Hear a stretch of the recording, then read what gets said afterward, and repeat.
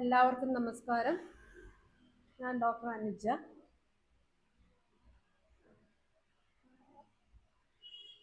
എന്നെക്കുറിച്ച് കൂടുതൽ എന്ത് പറയണമെന്ന് മാഡം എന്നോട് ചോദിച്ചു.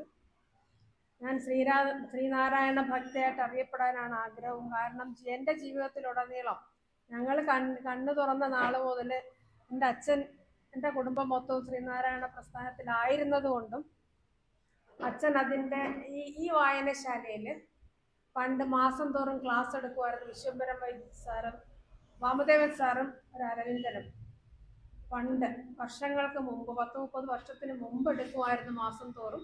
അത് പിന്നീട് എങ്ങനെയോ നിന്നുപോയി. ആ ആ അച്ഛൻ്റെ മകളാണ് ഞാനും. അതുകൊണ്ട് എനിക്ക് ഒരു ഭാഗ്യം എനിക്ക് ഉണ്ടായി.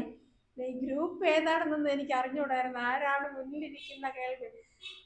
അങ്ങനെ എനിക്ക് പണ്ട് മുതലേ അറിയാവുന്നതാണ്. ഇത്രയും ഈ ഇരിക്കുന്ന എല്ലാവർക്കും ഇത്രയും അറിവുള്ള ആളുകളുടെ മുമ്പിലാണ് ഞാൻ വന്ന് നിൽക്കുന്നതെന്ന് എനിക്കറിയില്ല. എങ്കിലും ഈ ഇരിക്കുന്നവർക്ക് ആ അറിവിന്റെ കൂടെ ഒന്ന് ഇളക്കി വിടാൻ വേണ്ടി മാത്രം. പഞ്ചശുദ്ധി എന്ന് പറയുമ്പോൾ നമുക്ക് ആർക്കാണ് ശുദ്ധി ഇല്ലാഞ്ഞിട്ടാണോ പഞ്ചശുദ്ധിയെ കുറിച്ച് പറയാൻ വരുന്നത്? അതല്ല. ഏറ്റവും കൂടുതൽ ഗുരുദേവനെ അറിയാത്തതും ഗുരുദേവൻ നമുക്ക് തന്ന ആ വൈരക്കല്ലുകളോ മുത്തുകളോ നിധികളോ എന്താണോ അത് പ്രാവർത്തികമാക്കാത്തത് നമ്മൾ തന്നെയാണ്. ഒരു സംശയവും ഇല്ലാതെ ഗുരുദേവൻ എന്തെന്ന് ഇപ്പോഴും നമ്മൾ അറിഞ്ഞിട്ടില്ല. അറിഞ്ഞോ അറിയാതെ അറിയാൻ ശ്രമിച്ചിട്ടുമില്ല.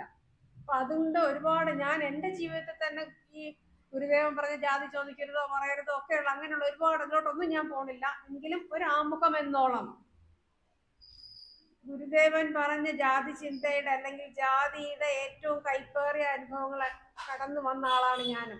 എൻ്റെ ജീവിതത്തിലെ എൻ്റെ വിദ്യാഭ്യാസ കാലത്തും എൻ്റെ അഡ്മിഷൻ കാലത്തും ഒക്കെ ഈഴവാന്ന് പറഞ്ഞ് മാറ്റി നിർത്തി വേദനിപ്പിച്ച് ഒരുപാട് വേദന അനുഭവിച്ചു വന്ന ആളാണ് ഞാൻ. അതുകൊണ്ട് തന്നെ നമ്മുടെ ഇപ്പൊ ഇരിക്കുന്ന എല്ലാം നമുക്കറിയാം. ഏകദേശം 60-നും കൂടുതൽ പേരും 50 കഴിഞ്ഞിട്ടുള്ളവരാണ്. ഈ ജനതയല്ല നമുക്ക് ആവശ്യം കുറച്ചുകൂടെ കുട്ടികളുടേതാണ്. ആ കുട്ടികളിൽ എവിടെന്നോ എങ്ങനെയൊക്കെ ഒരുപാടിലോട്ട് ഞാൻ പോകുന്നില്ല. എങ്കിലും നമ്മുടെ സമൂഹത്തിൽ നടക്കുന്ന കാര്യങ്ങളെല്ലാം തന്നെ നിസ്സാരമായി കരുതുന്ന, നമ്മൾ പറഞ്ഞാൽ പോലും കേൾക്കാത്തതായിട്ടുള്ള നമ്മുടെ മക്കളുടെ ചെവിയിൽ എത്തിക്കാൻ നമുക്ക് പറ്റുമെങ്കിൽ അതായിരിക്കും ഏറ്റവും വലിയ നമ്മുടെ ഒരു അച്ചീവ്മെന്റ് എന്ന് പറയുന്നത്. അതുകൊണ്ട് ഞാൻ ഒരുപാട് ഇതിലോട്ടൊന്നും പോകുന്നില്ല. ഞാൻ സ്കൂളുകളിൽ ക്ലാസ് എടുക്കാൻ പോകുന്നുണ്ട്, റെസിഡൻസി പോകുന്നുണ്ട്, ഒരുപാട് സ്ഥലങ്ങളിൽ പോകുന്നുണ്ട്. ശാഖതോറും ഏത് സബ്ജക്റ്റ് ആണെങ്കിലും എനിക്ക് അറിഞ്ഞുകൂടാത്താണ് ഞാൻ പഠിച്ചു. ഞാൻ ഒരുപാട് എല്ലാ കഴിവും അറിവും ഉള്ള ആളല്ല. പക്ഷെ നമുക്ക് നമ്മുടെ ദൈനംദിന ജീവിതത്തിൽ ചെയ്യേണ്ടുന്ന കാര്യങ്ങൾ ഗുരുദേവൻ തന്നിട്ടുള്ള നമുക്ക് തന്നെ അറിയാം. ആത്മീയതയുടെ അങ്ങ് അറ്റം നിൽക്കുന്ന ഗുരുദേവൻ, അദ്ദേഹം ലൗകിക ജീവിതങ്ങൾ കടന്നുപോയിട്ടില്ലാത്ത അദ്ദേഹം ഒരു കുഞ്ഞിന്റെ ജനനം മുതല് എപ്പോഴാണോ സ്ത്രീ പുരുഷ ബന്ധം എപ്പോഴാണോ നടത്തേണ്ട ആ സമയം മുതല് കുഞ്ഞ് ജനിക്കുന്നതോ വളർത്തുന്നതോ ഏത് അവസാനം മരണം വരെ, മരണത്തിന് പോയാല് എന്തൊരു പുനർജന്മം വരെ അങ്ങനെ തൊടാത്തതായിട്ടൊന്നും ഇല്ലാത്ത കാര്യങ്ങൾ ഗുരുദേവൻ കടന്നു പോകുമ്പോൾ ഓരോ കാര്യങ്ങളിലും നമുക്ക് മാർഗനിർദ്ദേശം തന്നിട്ടുണ്ട്. ഒന്നിലും ഇല്ലാതില്ല തരാത്തത്. കഴിക്കുന്ന ആഹാരത്തിലോ വിസർജ്യമാണോ ഏതാണെങ്കിലും നമുക്ക് പ്രത്യേകം ഓരോന്നും തന്നിട്ടുണ്ട്. പക്ഷെ അത് നമ്മൾ പാലിക്കുന്നുണ്ടോ എന്നുള്ള കാര്യം ചിന്തിക്കേണ്ട സമയം കഴിഞ്ഞുപോയി. അങ്ങനെ നമ്മൾ ചിന്തിച്ച് ജീവിച്ചിരുന്നുവെങ്കിൽ നമ്മളെ ഏറ്റവും കൂടുതൽ നശിപ്പിക്കും. നമ്മൾ എന്തിനു വേണ്ടി ജീവിക്കുന്നു? ഞാൻ എന്തിനു വേണ്ടി ജീവിക്കുന്നു? എൻ്റെ ഭർത്താവിനോ എൻ്റെ മക്കൾക്കോ എൻ്റെ മാതാപിതാക്കൾക്കോ വേണ്ടിയല്ല, എനിക്ക് വേണ്ടിയാവണം ഞാൻ ജീവിക്കേണ്ടത്. കാരണം ഞാൻ ജീവനോട് ആരോഗ്യത്തോടെ ഇരുന്നാലേ എൻ്റെ മക്കൾക്കോ എൻ്റെ വേണ്ടപ്പെട്ടവർക്കോ എന്നെ കൊണ്ട് ഗുണം ചെയ്യാൻ പറ്റുള്ളൂ. അപ്പൊ അങ്ങനെ ഒരു ആരോഗ്യം നമ്മൾ എപ്പോഴും ദൈവമേ കാത്തുകൊള്ളു, കൈവിടാതെ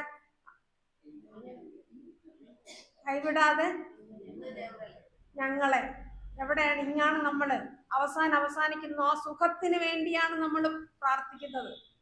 വലിയ അറിവിന്റെ അല്ലെങ്കിൽ വലിയ ലോകമായിട്ടുള്ള ആ വലിയ ജ്ഞാനത്തിന്റെ അടുത്തോട്ട് നമുക്ക് പോകാൻ വേണ്ടി നമ്മൾ പ്രാർത്ഥിക്കുന്നത്. ദൈവമേ ആ സുഖത്തിന് വേണ്ടിയാണ്. നമ്മൾ പരസ്പരം ചോദിക്കുന്ന സുഖമാണോ? പരസ്പരം കാണുമ്പോൾ ചോദിക്കാറില്ലേ സുഖം? ആർക്കുണ്ട് സുഖം? ഒരാൾക്കുണ്ടോ സുഖം? ഏതെങ്കിലും ഒരാൾക്ക് സുഖമുണ്ടോ? നമ്മൾ വെറുതെ ഫോമലി ചോദിക്കുന്ന സുഖമാണോ? ആ സുഖമാണ്. പക്ഷെ ഉള്ളിൻ്റെ ഉള്ളിൽ ആർക്കും സുഖം ഇല്ല. ആ അസുഖത്തിന് നമുക്ക് സുഖം പലതരത്തിലുള്ള ശാരീരിക സുഖം, മാനസിക പലതരത്തിലുള്ള സുഖങ്ങൾ ഉണ്ടാകാം. പക്ഷെ നമ്മുടെ ശരീരത്തിന് നമ്മുടെ സുഖം, വെൽ ബീയിങ്, ഏറ്റവും നമ്മളെ ആരോഗ്യകരമായിട്ടുള്ള ശരീരത്തിൽ ആരോഗ്യകരമായിട്ടുള്ള മനസ്സിന് ഉടമയുണ്ട്. അങ്ങനെ ആ ലെവലിൽ നിൽക്കുന്നൊരു സുഖം നമുക്കുണ്ടോ? അത് ആർക്കുമില്ല. ആ ശരീരത്തിന്റെ സുഖം അല്ലെങ്കിൽ നമ്മുടെ സുഖം കെടുത്തുന്നത് അസുഖങ്ങളാണ്. ആ അസുഖങ്ങൾ കാരണം നമ്മൾ തന്നെയല്ലേ അതിന് കാരണം. അപ്പൊ അത് തന്നെയാണ് ഇതൊക്കെ ഉൾപ്പെടുത്തി ഗുരുദേവൻ തന്ന കാര്യങ്ങൾ നമ്മൾ പാലിക്കാതെ പോകുന്നോണ്ടല്ലേ. ഒന്ന് അകത്തോട്ട് ചോദിച്ചപ്പോ നമ്മളുടെ അസുഖത്തിനും ദുഃഖത്തിനും സുഖത്തിനും ഒക്കെ കാരണം നമ്മൾ തന്നെയാണ്.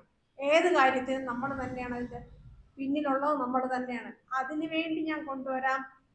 ഇപ്പം ഗുരുദേവൻ എന്നാണ് നമുക്കറിയാം, തീർത്ഥാടനം തുടങ്ങുന്നത് കോട്ടയം ശിവക്ഷേത്ര, നാഗമ്പടം ശിവക്ഷേത്രത്തിൽ വെച്ച്. അതിനോട് കൂടുതൽ ഞാൻ പോകുന്നില്ല, എങ്കിലും ശിവക്ഷേത്രത്തിൽ വെച്ച് ശിവഗിരി തീർത്ഥാടനത്തെ കുറിച്ച് പറയുമ്പോൾ ആദ്യം ശിവഗിരിയിൽ വെച്ച് നടത്തുമ്പോൾ അദ്ദേഹം ആദ്യം ചോദിച്ചത് നല്ല വെള്ളം ഉണ്ടല്ലോ അവിടെ കുളിക്കാനും. നമുക്ക് കുളിക്കാതെ കിടന്നിട്ടല്ല.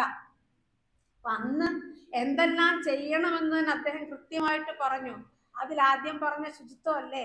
വിദ്യാഭ്യാസം, ശുചിത്വം, സംഘടന, കച്ചവടം, കൃഷി, കൈത്തൊഴിൽ, ശാസ്ത്ര വിഷയങ്ങൾ അല്ലെ, ആധുനിക ശാസ്ത്രങ്ങൾ. ഇത്രയും പറയുമ്പോൾ ശുചിത്വത്തിന് മുൻഗണന കൊടുക്കണമെങ്കിൽ നമുക്ക് ശുചിത്വം ഉണ്ടോ? ഇല്ലാഞ്ഞിട്ടാണോ? ശുചിത്വം നമുക്കുണ്ട്. ശുചിത്വമായിട്ട് വരുന്ന ഒരാളിനെ മാറി നിൽക്കാൻ പറയോ? മുഷിഞ്ഞ ആളുകളെ കാണുമ്പോൾ നമ്മൾ മാറും. ആ ശുചിത്വം നമുക്ക് അകത്തും പുറത്തും വേണം. ശുചിത്വം നമ്മൾ ശുചിത്വം എന്ന് പറയുമ്പം ആന്തരിക ശുചിത്വമുള്ള ഒരാളിന് മാത്രമേ ബാഹ്യമായിട്ട് കാണാൻ പറ്റുള്ളൂ. ബാഹ്യ ശുചിത്വമുള്ള ആളിന് മാത്രമേ ആന്തരികമായിട്ട് കാണാനും പറ്റുള്ളൂ. അല്ലാത്തത് നമുക്ക് ബുദ്ധിമുട്ടാണ്. അങ്ങനെ ശുചിത്വം പാലിക്കാത്തതിന്റെ നമ്മുടെ ഈ ഓടിപ്പിടിച്ചല്ലെങ്കിൽ ഈ പാശ്ചാത്യ സംസ്കാരം ഉൾക്കൊള്ളുമ്പോഴും അവരുടെ നല്ല കാര്യങ്ങൾ നമ്മൾ ആർജിക്കാതെ പകർത്താതെ വേണ്ടാത്ത കാര്യങ്ങൾ പകർത്തിക്കൊണ്ട് അവരോടൊപ്പം ഓടിയെത്താൻ വേണ്ടി ശ്രമിക്കുന്നതിനിടയിൽ നമുക്ക് നഷ്ടപ്പെടുന്ന നമ്മുടെ ദിനചര്യകളുടെ ഭാഗമായിട്ടാണ് ഒരു ജോയ് നഷ്ടപ്പെട്ടത്. നമുക്ക് എത്ര ദിവസം അതിന്റെ പുറകെ നമ്മൾ നഷ്ടപ്പെട്ടു. ആ ഒരു ആമയിഴഞ്ചാം തോടിനകത്ത് ഒരു ജീവന് വേണ്ടി എത്രയോ ജീവനുകൾ വെള്ളത്തിലിറങ്ങി വായിക്കാത്ത എല്ലായിടത്തും നമ്മളെപ്പോലുള്ള നമ്മൾ വഴിയിൽ എന്തെങ്കിലും കിടന്ന് നമ്മൾ ചവിട്ടാതെയോ വെള്ളത്തിൽ ചവിട്ടാതെയോ മാറിപ്പോകും. അത്രയും വൃത്തികെട്ട വെള്ളത്തിൽ ഇറങ്ങിയത് നമ്മളെ പോലുള്ള ജീവികളാണ്. ആ അത്രയും നീചമോ അത്രയും വൃത്തികേടാവാൻ കാരണവും നമ്മൾ തന്നെയാണ്. സമയത്തിന് ഞാൻ രാഷ്ട്രീയം എനിക്കില്ല, സമയത്തിന് ആരെയും പഴിക്കുകയല്ല. നമ്മുടെ ശുചിത്വം തന്നെയാണ് ഇതിനുള്ള ഇനിയും ഇത്രയും ഇപ്പൊ ചെന്ന് നോക്കിയാൽ കുറെ കൂടെ വൃത്തിയായിട്ട് ഈ ഒരു വൃത്തി വരാൻ വേണ്ടി ഒരു ജോയുടെ ജീവൻ വേണ്ടി വന്നു. അത് നമ്മുടെ വീട്ടിൽ ഒരാളായിരുന്നെങ്കിൽ നമുക്ക് എന്തുമാത്രം വിഷമം ഉണ്ടാകും. അപ്പൊ അത് നമ്മൾ ചിന്തിക്കേണ്ട, നമ്മൾ പാലിക്കേണ്ട കുറെ കാര്യങ്ങൾ അത് കൃത്യമായിട്ട് ഞാൻ പാലിക്കുന്നുണ്ടോ എന്ന് ആലോചിച്ച് മുമ്പോട്ട് പോയാൽ. ഒരു എക്സാമ്പിൾ കൂടെ ഞാൻ പറയാം. എല്ലാവരും കേക്ക് കട്ട് ചെയ്യും ജന്മനാളിന്. നമുക്ക് തന്നെ ഇപ്പൊ വാട്സാപ്പുകളിലൊക്കെ വരണുണ്ട്, കേക്ക് കട്ട് ചെയ്യുമ്പം മെഴുകുതിരി ഊതിക്കെടുത്തരുത്, വിളക്ക് കത്തിച്ച് വെക്കണം, വിളക്ക് കത്തിച്ച് വെച്ചിട്ടേ കേക്ക് മുറിക്കാവുള്ളൂ, കേക്ക് മുറിക്കരുത്, പായസം വിളമ്പണമെന്നൊക്കെ പറയുന്നുണ്ട്. നമ്മളെല്ലാവരുടെ വീട്ടിലും കേക്ക് കട്ട് ചെയ്യുന്ന സമയത്ത് ഞാൻ എൻ്റെ വീട്ടിൽ ഞാൻ പറയാറുണ്ട്, എല്ലാവരും ആദ്യം പോയി കൈ കഴുകിയിട്ട് വരാൻ. എല്ലാവരും കേക്ക് കട്ട് ചെയ്യുന്ന സമയം, കുഞ്ഞിന് ചോറൂണ് കൊടുക്കുന്ന സമയം, ആ സമയം വരെയും അമ്പലങ്ങളിൽ വേർത്ത് കുളിച്ച് നിൽക്കുന്ന നമ്മൾ എന്തൊക്കെയോ ചെയ്ത് വേണ്ട ആ കൈ കൊണ്ടാണ് കുഞ്ഞിന് ചോറെടുത്ത് എല്ലാവരും കൊടുത്തില്ലെങ്കിൽ നിർബന്ധം ഉണ്ടോ? കൊടുക്കണമെന്ന് ഉണ്ടോ? ഓർക്കുക, വെറുതെ ഇരിക്കുമ്പോൾ നമ്മൾ ഒരാളിനെ ചെയ്താൽ, ഇപ്പൊ ഞാൻ തന്നെ സംസാരിക്കുമ്പോൾ ഒന്ന് ശ്രദ്ധിച്ചാൽ ഞാൻ എന്തൊക്കെയാണ് ചെയ്യുന്നതെന്ന്, എൻ്റെ കൈ എവിടേക്കാണ് പോകുന്നത്. അപ്പൊ അത്രയും വൃത്തിയില്ലാത്ത കൈ കൊണ്ടാണ്. എൻ്റെ വായിക്കകത്ത് പോയാൽ കുഴപ്പമില്ല, എൻ്റെ വായിക്കകത്തല്ലേ പോകുന്നുള്ളൂ. വേറൊരാൾക്ക് കൊടുക്കുമ്പം ശ്രദ്ധിക്കേണ്ടത് എൻ്റെ കൈ എന്തുമാത്രം നമുക്ക് ചെയ്യാറുണ്ടോ? അത് ചെയ്യാൻ പറ്റുന്ന കാര്യങ്ങൾ ചെയ്യുക. അതുകൊണ്ട് തന്നെയാണ് ഗുരുദേവൻ അത്ര കൃത്യമായിട്ട് പറഞ്ഞ എല്ലാം പഞ്ചശുദ്ധിയും പഞ്ചധർമ്മവും എല്ലാം പരസ്പരം കോർത്തിണക്കിക്കൊണ്ട് തന്നെയാണ് നമ്മൾ മുമ്പോട്ട് പോകാൻ പറഞ്ഞിട്ടുള്ളത്. അപ്പൊ അന്ന് പറഞ്ഞ എന്തൊക്കെ വ്രതങ്ങൾ ആചരിക്കണം, 10 ദിവസത്തെ വ്രതം മതിയോ എന്ന് ചോദിച്ചാൽ 10 ദിവസമെങ്കിലും ആചരിക്കട്ടെ. കാരണം അതിൽ കൂടുതൽ നമ്മളൊന്നും ആചരിക്കാൻ എങ്ങനെയെങ്കിലും ഈ ശനിയാഴ്ച വ്രതം വന്ന 12 മണി കഴിഞ്ഞാൽ ചോറും മീനും കൂട്ടി കഴിക്കാമെന്ന് വിചാരിക്കുന്ന രാത്രി കഴിയുമ്പോൾ. അപ്പൊ അത്രയും വ്രതം അനുഷ്ഠിക്കാൻ നമ്മൾ ആളുകൾക്ക് പറ്റുമോ എന്നുള്ള സംശയം. 10 ദിവസത്തെ വ്രതമാകാം, പക്ഷെ ആ വ്രതത്തിന് പഞ്ചശുദ്ധി വേണം. പഞ്ചശുദ്ധി ആരുടെ പഞ്ചശുദ്ധി? ബുദ്ധന്റെ പഞ്ചശുദ്ധി. ബുദ്ധന്റെ പഞ്ചശുദ്ധി നമ്മളിപ്പോ പറയുമ്പം ശരീരശുദ്ധി, വാക്ശുദ്ധി, മനഃശുദ്ധി, ഇന്ദ്രിയശുദ്ധി, ഗൃഹശുദ്ധി എന്ന് പറയുമ്പോഴും ബുദ്ധന്റെ ശുദ്ധി, കർമ്മശുദ്ധി വരണത് എല്ലാം കൂടെ ചേർന്ന്, കർമ്മശുദ്ധി വരണുണ്ട്, ശരീരശുദ്ധി, ആഹാരശുദ്ധി ഒക്കെ കൂടെ ചേർന്ന് ആ 5 പഞ്ചശുദ്ധി എന്ന് പറഞ്ഞ് ഗുരുദേവൻ പറഞ്ഞ കർമ്മശുദ്ധി ഉൾപ്പെടെ ഉള്ള ആ 5 ശുദ്ധി നമ്മളിപ്പോൾ പല ബുക്കുകളിലും പലതായിട്ട് കാണുന്നുണ്ട്. അപ്പൊ ഇതെല്ലാം കൂടെ ചേർത്ത് ഞാൻ പറയാം. അപ്പൊ ഈ പഞ്ചശുദ്ധികൾ പാലിക്കണമെന്നും അത് ആ 10 ദിവസത്തേക്ക് മാത്രമല്ല. ഒരു ദിവസം നമ്മൾ ചെയ്താൽ മറന്നു പോകും, 2 ദിവസം ചെയ്താലും മറന്നു, 10 ദിവസം ചെയ്യുകയാണെങ്കിൽ നമ്മുടെ ഒരു ജീവിതത്തിന്റെ ഒരു ഭാഗമാകും. 10 ദിവസവും പഞ്ചശുദ്ധിയോടുകൂടെ ചെയ്യണമെന്നും ആ ഇടുന്ന വസ്ത്രം ഏതാണെന്ന് പറഞ്ഞില്ലേ, അതും പറഞ്ഞു. അത് വെള്ള വസ്ത്രമാ, മഞ്ഞ വസ്ത്രമാകാം. മഞ്ഞ വസ്ത്രം, വൃത്തിയുള്ള വസ്ത്രം, മഞ്ഞ എടുക്കണ്ട, മഞ്ഞളിൽ മുക്കാൻ. മഞ്ഞൾ ഏറ്റവും വലിയ കീടനാശിനിയാണ്. അതിൽ മുക്കി എടുക്കണമെന്ന് പറയുമ്പോൾ തന്നെ നമുക്കറിയാം എത്ര ദീർഘദൃഷ്ടിയോടുകൂടെയാണ് അദ്ദേഹം പറഞ്ഞു തന്നു. അപ്പൊ അന്ന് മുതൽ ചെയ്തു. അതിലെടുത്തു പറയേണ്ട ആഡംബരങ്ങൾ പാടില്ല, ഒച്ചപ്പാടുകൾ പാടില്ല. അതിനൊക്കെ കാലഘട്ടത്തിന്റെ മാറ്റം അനുസരിച്ചായിരിക്കും ചെറിയ ചെറിയ മാറ്റങ്ങളൊക്കെ വന്നിട്ടുണ്ട്. കാരണം നമുക്കും വേണ്ടി വന്നു ഇങ്ങനൊരു സമൂഹത്തെ അറിയിച്ചുകൊണ്ടുള്ള ഒരു വരവ്, നമ്മുടെ പ്രസൻസ് അറിയിച്ചുകൊണ്ടുള്ള വരവ്, ചുറ്റുപാടും നമ്മളിൽ ആവശ്യപ്പെട്ടതുപോലെ നമ്മൾ മാറി മാറി വരുന്നുണ്ട്. അപ്പൊ ആ പഞ്ചശുദ്ധികൾ എടുത്തു വന്നാൽ ആ പഞ്ചശുദ്ധികൾ നമ്മൾ ചെയ്യുന്നുണ്ടോ, ഇത്രയും നാൾ നാം ചെയ്യുന്നില്ലേ, അവിടെ എവിടെയാണ് നമുക്കുള്ള വിള്ളൽ വന്നത് എന്ന് ഒന്ന് സ്വയം ചിന്തിക്കുക. അതിൽ നമുക്ക് ആദ്യം എടുക്കാം പഞ്ചശുദ്ധികളിൽ ആഹാരശുദ്ധിയോ. ആദ്യം നമുക്ക് മനഃശുദ്ധി എടുക്കാം, പിന്നെ അങ്ങോട്ട് പോവാം. എല്ലാം അവിടെ വെക്കുമല്ലോ. മനഃശുദ്ധി എടുക്കാം. ഞാൻ എൻ്റെ മനസ്സ് ഏറ്റവും നല്ലതാണെന്ന് ഞാൻ പറയുന്നു, സമ്മതിക്കോ? മനഃശുദ്ധി എനിക്ക് ഏറ്റവും നല്ല മനസ്സാണ്, സമ്മതിക്കോ? ഞാൻ പറയുന്നു എൻ്റെ നല്ല മനസ്സാണെന്ന്. ഞാൻ സ്വയം ചിന്തിക്കണം. ആ മനഃശുദ്ധി എനിക്കുണ്ടാകണമെങ്കിൽ ആ മനസ്സ്, ഗുരുദേവൻ നമുക്ക് ആദ്യം പറഞ്ഞു തന്നത്, നമുക്ക് വിഗ്രഹങ്ങൾ പ്രതിഷ്ഠിച്ചത് എന്തിനായിരുന്നു? വിഗ്രഹ പ്രോത്സാഹിപ്പിക്കാനായിരുന്നോ? വിഗ്രഹങ്ങൾ പ്രതിഷ്ഠിച്ച് തന്നത് നമുക്ക് ആ സമയത്ത് എല്ലാവരാലും അകറ്റി നിർത്തിയിരുന്ന ആ സമയത്ത് നമ്മുടെ മനസ്സിനെ ആത്മീയതയിലോട്ട് ആ ഒരു മാറ്റി നിർത്തിയ സമയത്ത് വിഗ്രഹ പ്രതിഷ്ഠയിലൂടെ നമ്മുടെ മനസ്സിനെ ആത്മീയ തലത്തിൽ മുകളിലോട്ട് കൊണ്ടുവരിക. പിന്നെ പ്രതിഷ്ഠകളോടൊപ്പം കണ്ണാടിയായി വിളക്ക എല്ലാം കഴിഞ്ഞിട്ട് പിന്നെ വന്നത് വിദ്യാലയങ്ങളാണ്. ആ വിദ്യാലയങ്ങൾ കൊണ്ട് ഉദ്ദേശിച്ചതും ആ വിദ്യാലയങ്ങളിലൂടെ കിട്ടുന്ന അറിവ്, ആ അറിവ് ഈശ്വരഭക്തി കിട്ടുന്ന അറിവ്, ആ അറിവിലൂടെ നമ്മുടെ അജ്ഞാനത്തെ അല്ലെങ്കിൽ അറിവുകേടിനെ മാറ്റിയിട്ട് ആ അറിവ് നമ്മൾ ശേഖരിച്ച് ആ കിട്ടുന്ന അറിവ്, അത്രയും വിദ്യാസമ്പന്നനായിട്ടുള്ള ഒരാൾക്കാണെങ്കിൽ നമ്മൾ നേടിയെടുത്ത കാര്യങ്ങളുടെ ഇമ്പോർട്ടൻസ് മനസ്സിലാക്കാനും നിലനിർത്തി കൊണ്ടുപോകാനും പറ്റും. അപ്പം അമ്പലത്തോടൊപ്പം വിദ്യാഭ്യാസത്തിന് പ്രാധാന്യം കൊടുത്ത് ആ വിദ്യാലയങ്ങളിലെ എന്ത് നട്ടു? പ്ലാവാണ് നട്ടു. എല്ലാ വിദ്യാലയങ്ങളിലും പ്ലാവ് നട്ടു. പ്ലാവ് എന്തിനുള്ളത്? ഏറ്റവും കൂടുതൽ വായുവിനെ ശുദ്ധീകരിക്കാൻ തക്ക കഴിവുള്ള ആ പ്ലാവ് മരം നടണമെങ്കിൽ അന്ന് ഇതൊക്കെ നമ്മുടെ തലയിലുണ്ടോ? ഇതൊക്കെ അപ്പൊ എത്രയോ വർഷങ്ങൾക്ക് മുമ്പ് ഇത്രയും കാര്യങ്ങൾ, ഇത്രയും ശാസ്ത്രീയ ലോകം എത്തുന്നതിന് മുമ്പ് തന്നെ അദ്ദേഹം പറയണമെങ്കിൽ നമുക്ക് പ്ലാവ് വയ്ക്കുന്നത് ചക്ക കിട്ടാനാണ്, അല്ല ഇത് ചിന്തിച്ചിട്ടല്ല. അപ്പൊ അത്രയും ചിന്തയോടുകൂടെ അത് നട്ട് വായു പോലും ശുദ്ധീകരിക്കത്തക്ക രീതിയിൽ അദ്ദേഹം ചെയ്തു വെച്ച് ആ സ്ഥലത്താണ് നമ്മൾ ജീവിക്കുന്നത്.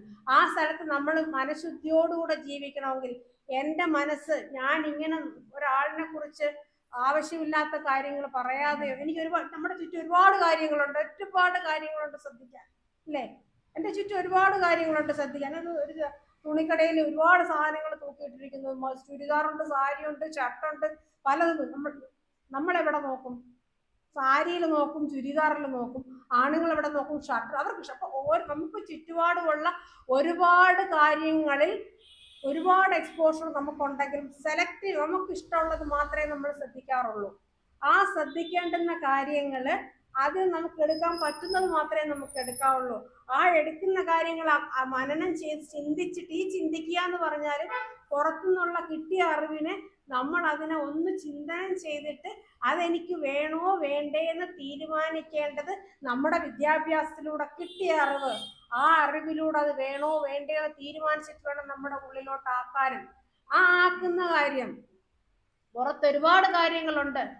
എനിക്ക് കേൾക്കാനോ കാണാനോ ഇഷ്ടപ്പെടാത്തതോ ആരെക്കുറിച്ചോ ഉള്ള ആ കാര്യങ്ങൾ ഞാൻ കേൾക്കാതിരിക്കുകയാണെങ്കിൽ, ഞാനിപ്പം മാഡത്തിൻ്റെ അടുത്ത് പറയുന്നത് ഈ മാഡം ഇങ്ങനെ പറഞ്ഞു എന്ന് പറഞ്ഞ് എങ്ങനെ ഇരിക്കും?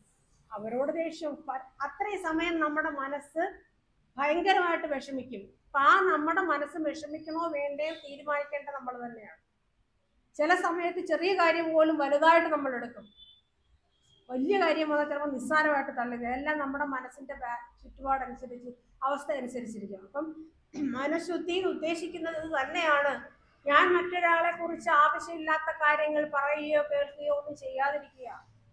ആ അത്രയും ശുദ്ധമായിട്ട് വെക്കുന്ന മനസ്സിന്, അത്രയും ആരോഗ്യമുള്ളൊരു മനസ്സിന് ആരോഗ്യമുള്ള ശരീരം ഉണ്ടാവും. ഈ ആരോഗ്യമുള്ള മനസ്സ് വേണമെങ്കിൽ നമുക്ക് ഇന്ദ്രിയ ശുദ്ധി ഉണ്ടാവണം. ആ ഇന്ദ്രിയ ശുദ്ധി വരണമെങ്കിൽ നമുക്കറിയാം, നമുക്ക് ഇന്ദ്രിയങ്ങൾ 5 ദൈവം കണക്കിന് തന്നിട്ടുണ്ട്. 5 എണ്ണം. ചെവി തന്നിട്ടുണ്ട്, കണ്ണ് തന്നിട്ടുണ്ട്, മൂക്കും നാക്കും തൊക്കും ഒക്കെ തന്നിട്ടുണ്ട്. നമുക്ക് ഒരുപാട് കാര്യങ്ങൾ ഗ്രഹിക്കാനും ചുറ്റുപാടും ഉണ്ടാകുന്ന ആ ഒരു സംവേദങ്ങളെ നമ്മൾ സ്വീകരിച്ച് അതിനെ പ്രതികരിക്കുമ്പോഴാണ് ഒരു നമുക്കൊരു ആക്ഷൻ ഉണ്ടാകുന്നത്. അപ്പൊ നമ്മൾ എടുക്കുന്ന ചെവി കൊണ്ട് ഇന്ദ്രിയ ശുദ്ധി എന്ന് പറയുമ്പോൾ ചെവി കൊണ്ട് കേൾക്കാൻ പാടില്ലാത്ത കാര്യങ്ങൾ കേൾക്കാതിരിക്കുക. ഒരു വലിയ ശബ്ദം വരെയാണ് നമ്മൾ ഇത് കേട്ടോണ്ടിരിക്കുമോ? ഒത്തിപ്പിടിക്കും, അല്ലെങ്കിൽ മാറിപ്പോകും. അതുപോലെ തന്നെ ആവശ്യമില്ല എന്നുള്ള കാര്യം നമ്മൾ അമ്പലത്തിൽ ചെന്ന് പ്രാർത്ഥിച്ചുകൊണ്ടിരിക്കുമ്പോൾ ദൈവമേ ദൈവമേ എന്ന് വിളിക്കുമ്പോൾ ഇപ്പുറത്തൊരാൾ നിന്ന് വേറെ കാര്യങ്ങൾ പറയണതായിരിക്കും നമ്മൾ അവിടെ ശ്രദ്ധിക്കുന്നതിനേക്കാളും കൂടുതൽ കേൾക്കുക. നമുക്ക് ഇഷ്ടമില്ലാത്ത കാര്യങ്ങളായിരിക്കും കൂടുതൽ ശ്രദ്ധിക്കാൻ പോണത്. അതിനെ നിയന്ത്രിച്ച് നിർത്തണമെങ്കിൽ നമ്മുടെ നിത്യ വിദ്യാഭ്യാസവും അറിവും പ്ലസ് ഈശ്വരഭക്തിയും. അവിടെയാണ് ഗുരുദേവൻ വിദ്യാഭ്യാസവും ശുചിത്വം ഈശ്വരഭക്തി വന്നത്. ഈശ്വരനിൽ നിന്ന് നമ്മൾ സങ്കല്പിക്കുന്ന ഒരു ശക്തി, നിരീശ്വരനും ഒരു ഈശ്വരനുണ്ട്. നിരീശ്വരൻ ആരെയാണോ ഒരു ഇതാണ് ശക്തി എന്ന് പറയുന്നതോ, അല്ലെങ്കിൽ ഈ ഇദ്ദേഹം പറയുന്നതാണ് വാക്ക് എന്ന് പറയുന്നത്, അതാണ് അവരുടെ ഈശ്വരൻ. സമ്മതിക്കാത്തതാണ്. അപ്പൊ നിരീശ്വരനായാലും ഈശ്വരവാദിയായാലും ആ ഒരു ശക്തിയിലൂടെ നമുക്ക് കിട്ടും. നമ്മളിപ്പോ എല്ലാം നമുക്കറിയാം, ഗുരുദേവനാണ് നമ്മുടെ എല്ലാം. ആ സ്ഥാനത്ത് സ്ഥാപിക്കുന്ന ദൈവം എന്ന് പറഞ്ഞ് സ്ഥാപിക്കുന്ന ആ സ്ഥാനത്ത് ഗുരുദേവൻ ഉണ്ടെങ്കിൽ അത് എൻ്റെ പുറത്തല്ല, എൻ്റെ ഉള്ളിലുണ്ടെങ്കിൽ, എൻ്റെ മനസ്സിനകത്തുണ്ടെങ്കിൽ ഞാൻ ആവശ്യമില്ലാത്തത് കേൾക്കില്ല. ആരെക്കുറിച്ച് എന്ത് പറയും? നേരിട്ട് കാണുന്നതും നേരിട്ട് കേൾക്കുന്നതും വിശ്വസിക്കുക, അല്ലെങ്കിൽ നമ്മുടെ ജീവിതമേ ഇല്ല. ഞാൻ തുറന്ന് തന്നെ പറയാം, ഞാൻ മെഡിക്കൽ കോളേജ് ജോലി ചെയ്ത് 36 വർഷം കഴിഞ്ഞ് ഇറങ്ങിയ ആളാണ്. ഞാൻ ആദ്യമായിട്ട് കയറുന്ന സമയത്ത് ഞാൻ ഇരുന്നത് HIV-യിലാണ്. HIV-യും STD അറിയാമല്ലോ. HIV എങ്ങനെ പകരും, STD എങ്ങനെ പകരും. അവിടെ വർഷങ്ങളോളം ഇരുന്ന് ഒരുപാട് കഥകൾ കേട്ട ഞാൻ ഒരിക്കലും എൻ്റെ ഭർത്താവിനെ വിശ്വസിക്കില്ല. ആരും വിശ്വസിക്കില്ല. അത്ര വിചിത്രമായ കഥകൾ കേൾക്കുമ്പോൾ ഞാൻ വിശ്വസിക്കില്ല. അന്ന് കല്യാണം കഴിക്കാത്ത സമയം, അന്ന് ഞാൻ എടുത്ത തീരുമാനം 1994 ഏപ്രിൽ 24 മുമ്പ് 23 രാത്രി 12 മണി വരെ അല്ലെങ്കിൽ 24 വരെ എൻ്റെ ഭർത്താവ് എന്താണെന്ന് എനിക്ക് അറിയണ്ട. ഞാൻ അതിനുശേഷം എനിക്ക് എന്താണെന്ന് അല്ലെങ്കിൽ ഞാൻ വേദനിച്ചു. അടുത്ത് വരുമ്പോൾ എനിക്ക് തോന്നുന്നു ഇദ്ദേഹം വേറെ എന്തോ ആണെന്ന് ചിന്തിക്കും. അപ്പൊ അത്രയും മനസ്സിനെ നിയന്ത്രിക്കാൻ കഴിവ് ഉണ്ടാക്കി എടുക്കണമെങ്കിൽ അത് ഗുരുദേവൻ എൻ്റെ ഉള്ളിലുണ്ടെങ്കിൽ എനിക്ക് പറ്റുള്ളൂ. അത്രയും നമ്മൾ കേൾക്കുന്നത്, നേരിട്ട് കേൾക്കുന്ന കാര്യങ്ങൾ വിശ്വസിക്കുക. ചെവി ഒരുപാട് കാര്യങ്ങൾ കേൾക്കുക, ആവശ്യമുള്ള കാര്യങ്ങൾ മാത്രം കേൾക്കുക. അതും അഥവാ കേട്ടാൽ തന്നെയും അത് വേറൊരാളുടെ ചെവിയിലോട്ട് എത്തിക്കാതിരിക്കുക. മോശമായിട്ടുള്ള കാര്യങ്ങൾ അവരുടെ ചെവിയിൽ എത്തിക്കുമ്പോൾ അവർക്കുണ്ടാകുന്ന വേദന കണ്ട് എന്തിനാണ് നമ്മൾ സന്തോഷിക്കുന്നത്? ഒരു കാര്യം അവരോട് പറയുമ്പോൾ ഓർക്കുക, നിന്നെക്കുറിച്ച് 10,000 കാര്യം വേറെ ആളുകൾ പറയും. ഞാനൊരു നുണ അങ്ങോട്ട് പറഞ്ഞാൽ എന്നെക്കുറിച്ച് 10 പേര് പറയുമെന്ന് ഓർക്കുക. അതുകൊണ്ടാണ് കർമ്മശുദ്ധി എന്ന് പറയുന്നത്. നമ്മൾ എന്ത് പ്രവൃത്തി ചെയ്താലും അതിന് തിരിച്ച് നമുക്ക് കിട്ടിയിരിക്കും. അതുകൊണ്ട് നേരിട്ട് കാണുന്ന കാര്യങ്ങൾ വിശ്വസിക്കുക, നേരിട്ട് കേൾക്കുന്ന കാര്യങ്ങൾ വിശ്വസിക്കുക. എന്ത് കാര്യങ്ങൾ കേട്ടാലും അത് പറയാൻ പാടില്ലാത്തടത്തോട്ടങ്ങ് പറയാതിരിക്കുക, അത് മറ്റുള്ളവരുടെ വിഷമത്തിന് കാരണമാകാതിരിക്കുക. അതിലൂടെ നമുക്കും ഒരു മനസ്സമാധാനം കിട്ടും, അവർക്കൊരു ബുദ്ധിമുട്ടുണ്ടാകില്ല. അപ്പൊ ഇന്ദ്രിയ ശുദ്ധി കൊണ്ട് ഉദ്ദേശിക്കുന്നത് അത് തന്നെയാണ്. ചെവിയായാലും കണ്ണായാലും നമുക്ക് നാക്കുകൊണ്ട് ആരെ അറിയാൻ പറ്റില്ലല്ലോ, നാക്കുകൊണ്ട് ആരെ അറിയാൻ പറ്റില്ല. പക്ഷെ നാക്കുകൊണ്ട് എങ്ങനെ നമുക്ക് ശുദ്ധി വരുത്താം? നമുക്കിപ്പോൾ എനിക്ക് എന്തെങ്കിലും ബുദ്ധിമുട്ടുള്ള അസുഖമുള്ള എന്തെങ്കിലും പ്രശ്നമുള്ള എനിക്കറിയാം, എനിക്ക് പാകമല്ലാത്ത എന്താണെന്ന് വെച്ചാൽ നമുക്കത് ഒഴിവാക്കാം. ത്വക്ക്, ഇതെല്ലാം തന്നെ ത്വക്ക് നമുക്ക് എങ്ങനെ എന്ത് ചെയ്യാൻ പറ്റും? ത്വക്ക് അതും ഒരു സ്പർശനാവയവം അല്ലേ, അതിനെയും നമുക്ക് സൂക്ഷിക്കാൻ പറ്റില്ലേ? നമുക്ക് ചുറ്റുപാട് പ്രപഞ്ചത്തിനെ ആർക്കും നിയന്ത്രിക്കാൻ പറ്റാത്ത കാര്യമാണ്. മനുഷ്യന് അറിവും അവരുടെ സ്വഭാവം വെച്ച് സ്വയം നിയന്ത്രിക്കാം. മനുഷ്യന് സ്വാതന്ത്ര്യം ആഗ്രഹിക്കുന്ന ആളാണ്, പാരതന്ത്ര്യത്തെ വെറുക്കുന്ന ആളാണ്. ഈ പാരതന്ത്ര്യവും സ്വാതന്ത്ര്യത്തിന്റെ ഇടയിൽ കിടന്ന് ഊയലാടുന്ന നമ്മൾ ഭൂതത്തിന്റെ ഭാവിയുടെ ഇടയിൽ കിടന്ന് ആടും പോലെ, അതിൻ്റെ ഇടയിൽ നമ്മളെ പിടിച്ചു നിർത്താൻ ഒരു ശക്തിയാണ് നേരത്തെ ഞാൻ പറഞ്ഞത്, ഈശ്വര ശക്തി അല്ലെങ്കിൽ ഗുരുദേവനെന്ന് പറഞ്ഞു. അതുപോലെ തന്നെ നമ്മുടെ ചുറ്റുപാടും പ്രപഞ്ചത്തിൽ വരുന്ന മാറ്റങ്ങൾക്കനുസരിച്ച് നമുക്ക് ഏറ്റവും കൂടുതൽ നമുക്ക് അറിവ് തരുന്നത് നമ്മുടെ ത്വക്കാണ്. അപ്പൊ അതനുസരിച്ച് നമ്മൾ ജീവിക്കുക. അപ്പം ഇന്ദ്രിയ ശുദ്ധി വരുത്തുന്നത് വഴി, ആ പഞ്ചേന്ദ്രിയങ്ങളിൽ ശുദ്ധി വരുത്തുന്നത് വഴി ആവശ്യമുള്ള കാര്യങ്ങൾ കേൾക്കുക, കാണുക, അതനുസരിച്ച് പ്രവർത്തിക്കുക. അതുവഴി കിട്ടുന്ന മനസുഖം നമ്മൾ അത്രയും നിയന്ത്രിച്ചു പോയാൽ അത് നമുക്ക് എവിടെയാണോ ഒരു സുഖം എന്ന് നമ്മൾ ഉദ്ദേശിക്കുന്ന ആരുടെ എത്തിക്കാൻ പറ്റും. അപ്പം ഇന്ദ്രിയ ശുദ്ധിയും മനഃശുദ്ധിയിലും കഴിഞ്ഞ് ഇനി എനിക്കുള്ളത് വാക്ശുദ്ധി. വാക്ശുദ്ധി ഏറ്റവും കൂടുതൽ നമ്മുടെ ശരീരത്തിൽ എല്ലാ അവയവങ്ങളും ഉണ്ട്. ഏറ്റവും പ്രധാനപ്പെട്ട അവയവം ഏതെന്ന് വെച്ചാൽ നമ്മൾ എന്ത് പറയും? ഹൃദയം, തലച്ചോറ്, കിഡ്നി, ലിവർ. ഏറ്റവും പ്രധാനം നമ്മുടെ സുഖത്തെയും ദുഃഖത്തെയും നിയന്ത്രിക്കുന്ന ഏറ്റവും വലിയ അവയവം ഏതെന്ന് ചോദിച്ചാൽ നാക്ക്. തലയോട്ടി പൊതിഞ്ഞു വയ്ക്കാൻ തലച്ചോറിനെ പൊതിഞ്ഞു വയ്ക്കാൻ തലയോട്ടിയുണ്ട്.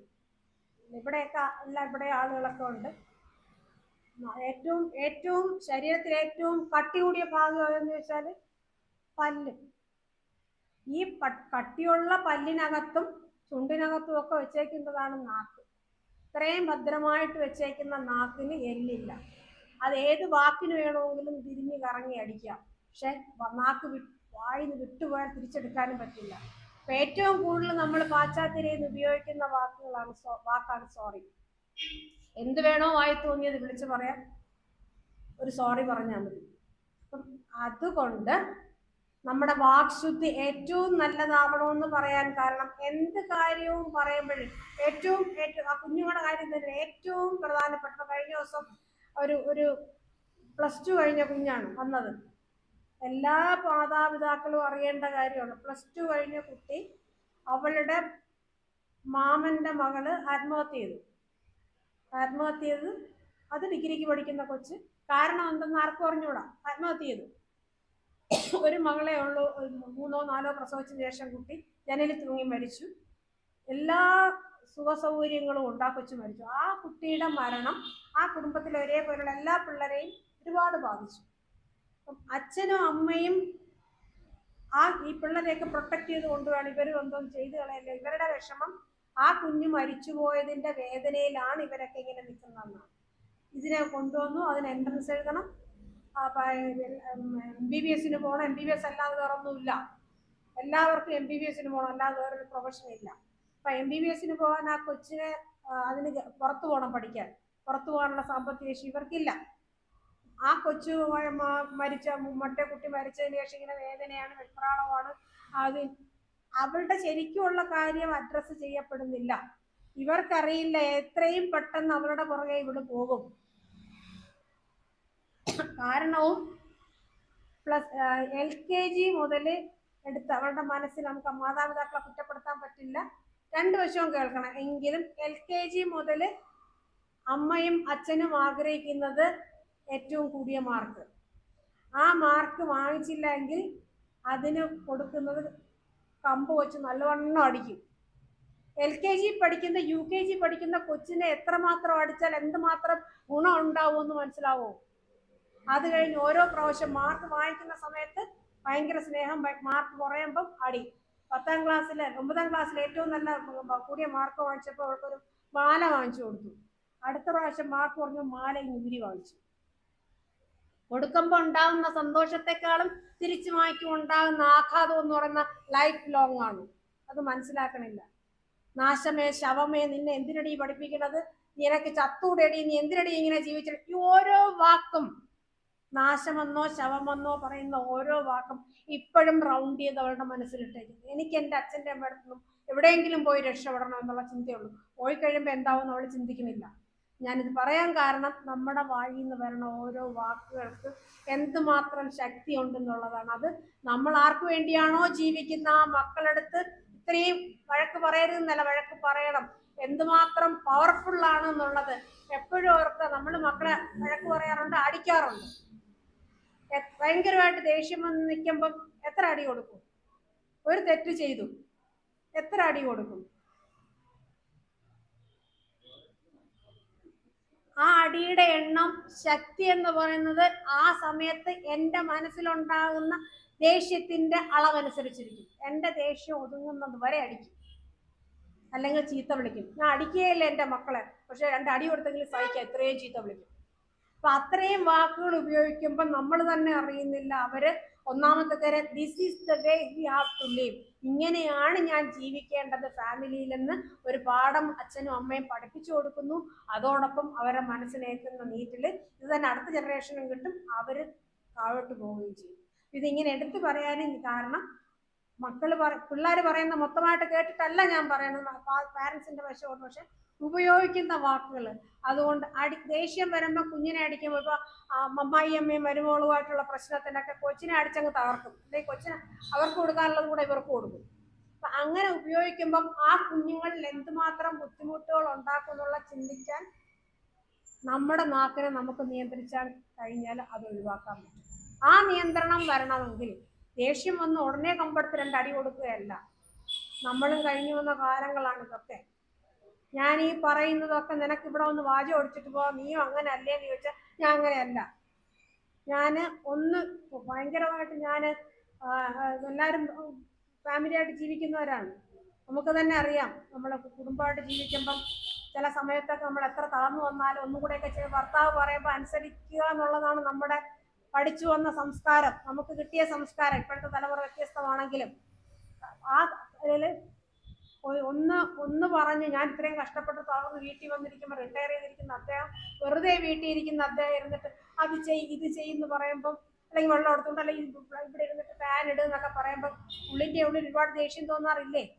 സ്നേഹത്തോടെ പറയാം, ഒന്ന് ഇട്ടൂടെ എന്ന് ചോദിക്കാം, അല്ലാതെ ഇട്ടൂടെ എന്ന് ചോദിക്കുക.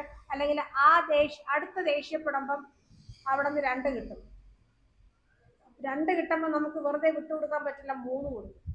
3 കിട്ടുമ്പോൾ അവിടെ 4 ആവും, 4 8 ആവും. ഇത് തന്നെ അല്ലേ വീട്ടിൽ വഴക്ക്? ഏത് ബന്ധങ്ങളുടെ ഇടയിലും നടക്കുന്നത് ഈ പ്രശ്നങ്ങൾ തന്നെയാണ്. ഒരു നിമിഷം ഒരാളൊന്ന് അരങ്ങാതിരുന്നാൽ ആ ഒരു അന്തരീക്ഷമേ മാറും. അത് തന്നെയാണ് സെൽഫ് കൺട്രോൾ, അല്ലെങ്കിൽ ആത്മസംയമനം, അല്ലെങ്കിൽ നമ്മുടെ ഒരു പിടിച്ചടക്കാനുള്ളൊരു ശക്തി ഉണ്ടെങ്കിൽ നമുക്ക് ഒരുപാട് കാര്യങ്ങൾ വീട്ടിനകത്ത് തന്നെ നമുക്ക് മനസ്സുഖം കണ്ടെത്താനാവും. അവിടെ ഞാൻ ഉദ്ദേശിച്ചത്, ഉപയോഗിക്കുന്ന വാക്കുകൾ, ആവശ്യമില്ലാത്ത വാക്കുകൾ ഉപയോഗിച്ചു കഴിഞ്ഞാൽ പിന്നെ ഇത്രയും സ്നേഹത്തോടിരുന്ന ഭാര്യാപാത്രമോ ബന്ധുക്കളോ അല്ലെങ്കിൽ അച്ഛനമ്മോ കൂട്ടുകാരോ തങ്ങൾ പിന്നെ സംസാരിക്കാൻ സബ്ജക്റ്റ് ഇല്ലാതെ അകന്നകന്നു പോകും. അത് എവിടെയൊക്കെയോ ഡൈവോഴ്സോ അല്ലെങ്കിൽ ബന്ധ ഛിദ്രത്തിലോട്ട് ചെന്നെത്തും. അപ്പൊ അവിടെയും നമ്മൾ ശ്രമിക്കേണ്ടത് എന്ത് വിവേകം കൊണ്ട് കീഴ്പ്പെടുത്താൻ ഗുരുദേവൻ വിദ്യാഭ്യാസത്തിലൂടെ നമുക്ക് വിവേകം തന്നിട്ടുണ്ടെങ്കിൽ അത് വികാരത്തെ കീഴ്പ്പെടുത്താൻ ഉപയോഗിക്കുകയാണ് അദ്ദേഹം പറഞ്ഞു തന്നത്. എന്തൊക്കെ പ്രശ്നങ്ങൾ വന്നാലും നമുക്ക് വരട്ടെ, മല പോലെ വന്നാലും മല പോലെ ഇരിക്കുകയല്ലേ, വാദങ്ങൾ ചെവിക്കൊണ്ട് മതപ്പോരുകൾ കണ്ട് മോദസ്ഥിതനായ വസിപ്പൂ മല പോലെ. ആ മലയുടെ ഫ്രണ്ടിൽ കൊണ്ട് ഇതും അങ്ങ് ഇറക്കി വെച്ചാൽ നമുക്ക് ഇതൊക്കെ മാറ്റാൻ പറ്റും. അപ്പം അത്രയും ഗുരുദേവൻ തന്നിട്ടുള്ള കാര്യങ്ങൾ നമ്മൾ ശ്രദ്ധിച്ചു പോവുകയാണെങ്കിൽ നമുക്ക് മനഃശുദ്ധി ഉണ്ടാകും, മനസ്സുഖം ഉണ്ടാകും, ആരോഗ്യം ഉണ്ടാകും. വാക്ശുദ്ധിയിലൂടെ ഒരുപാട് കാര്യങ്ങളിട്ട് അലച്ച് കുറച്ചു നേരം നമ്മൾ വഴക്കിടിച്ച് നമ്മുടെ മനസ്സെന്തായിരിക്കും? BP കൂടി, ഷുഗർ കൂടി, പ്രശ്നങ്ങൾ കൂടി ഒരുപാടിലെത്തിക്കും.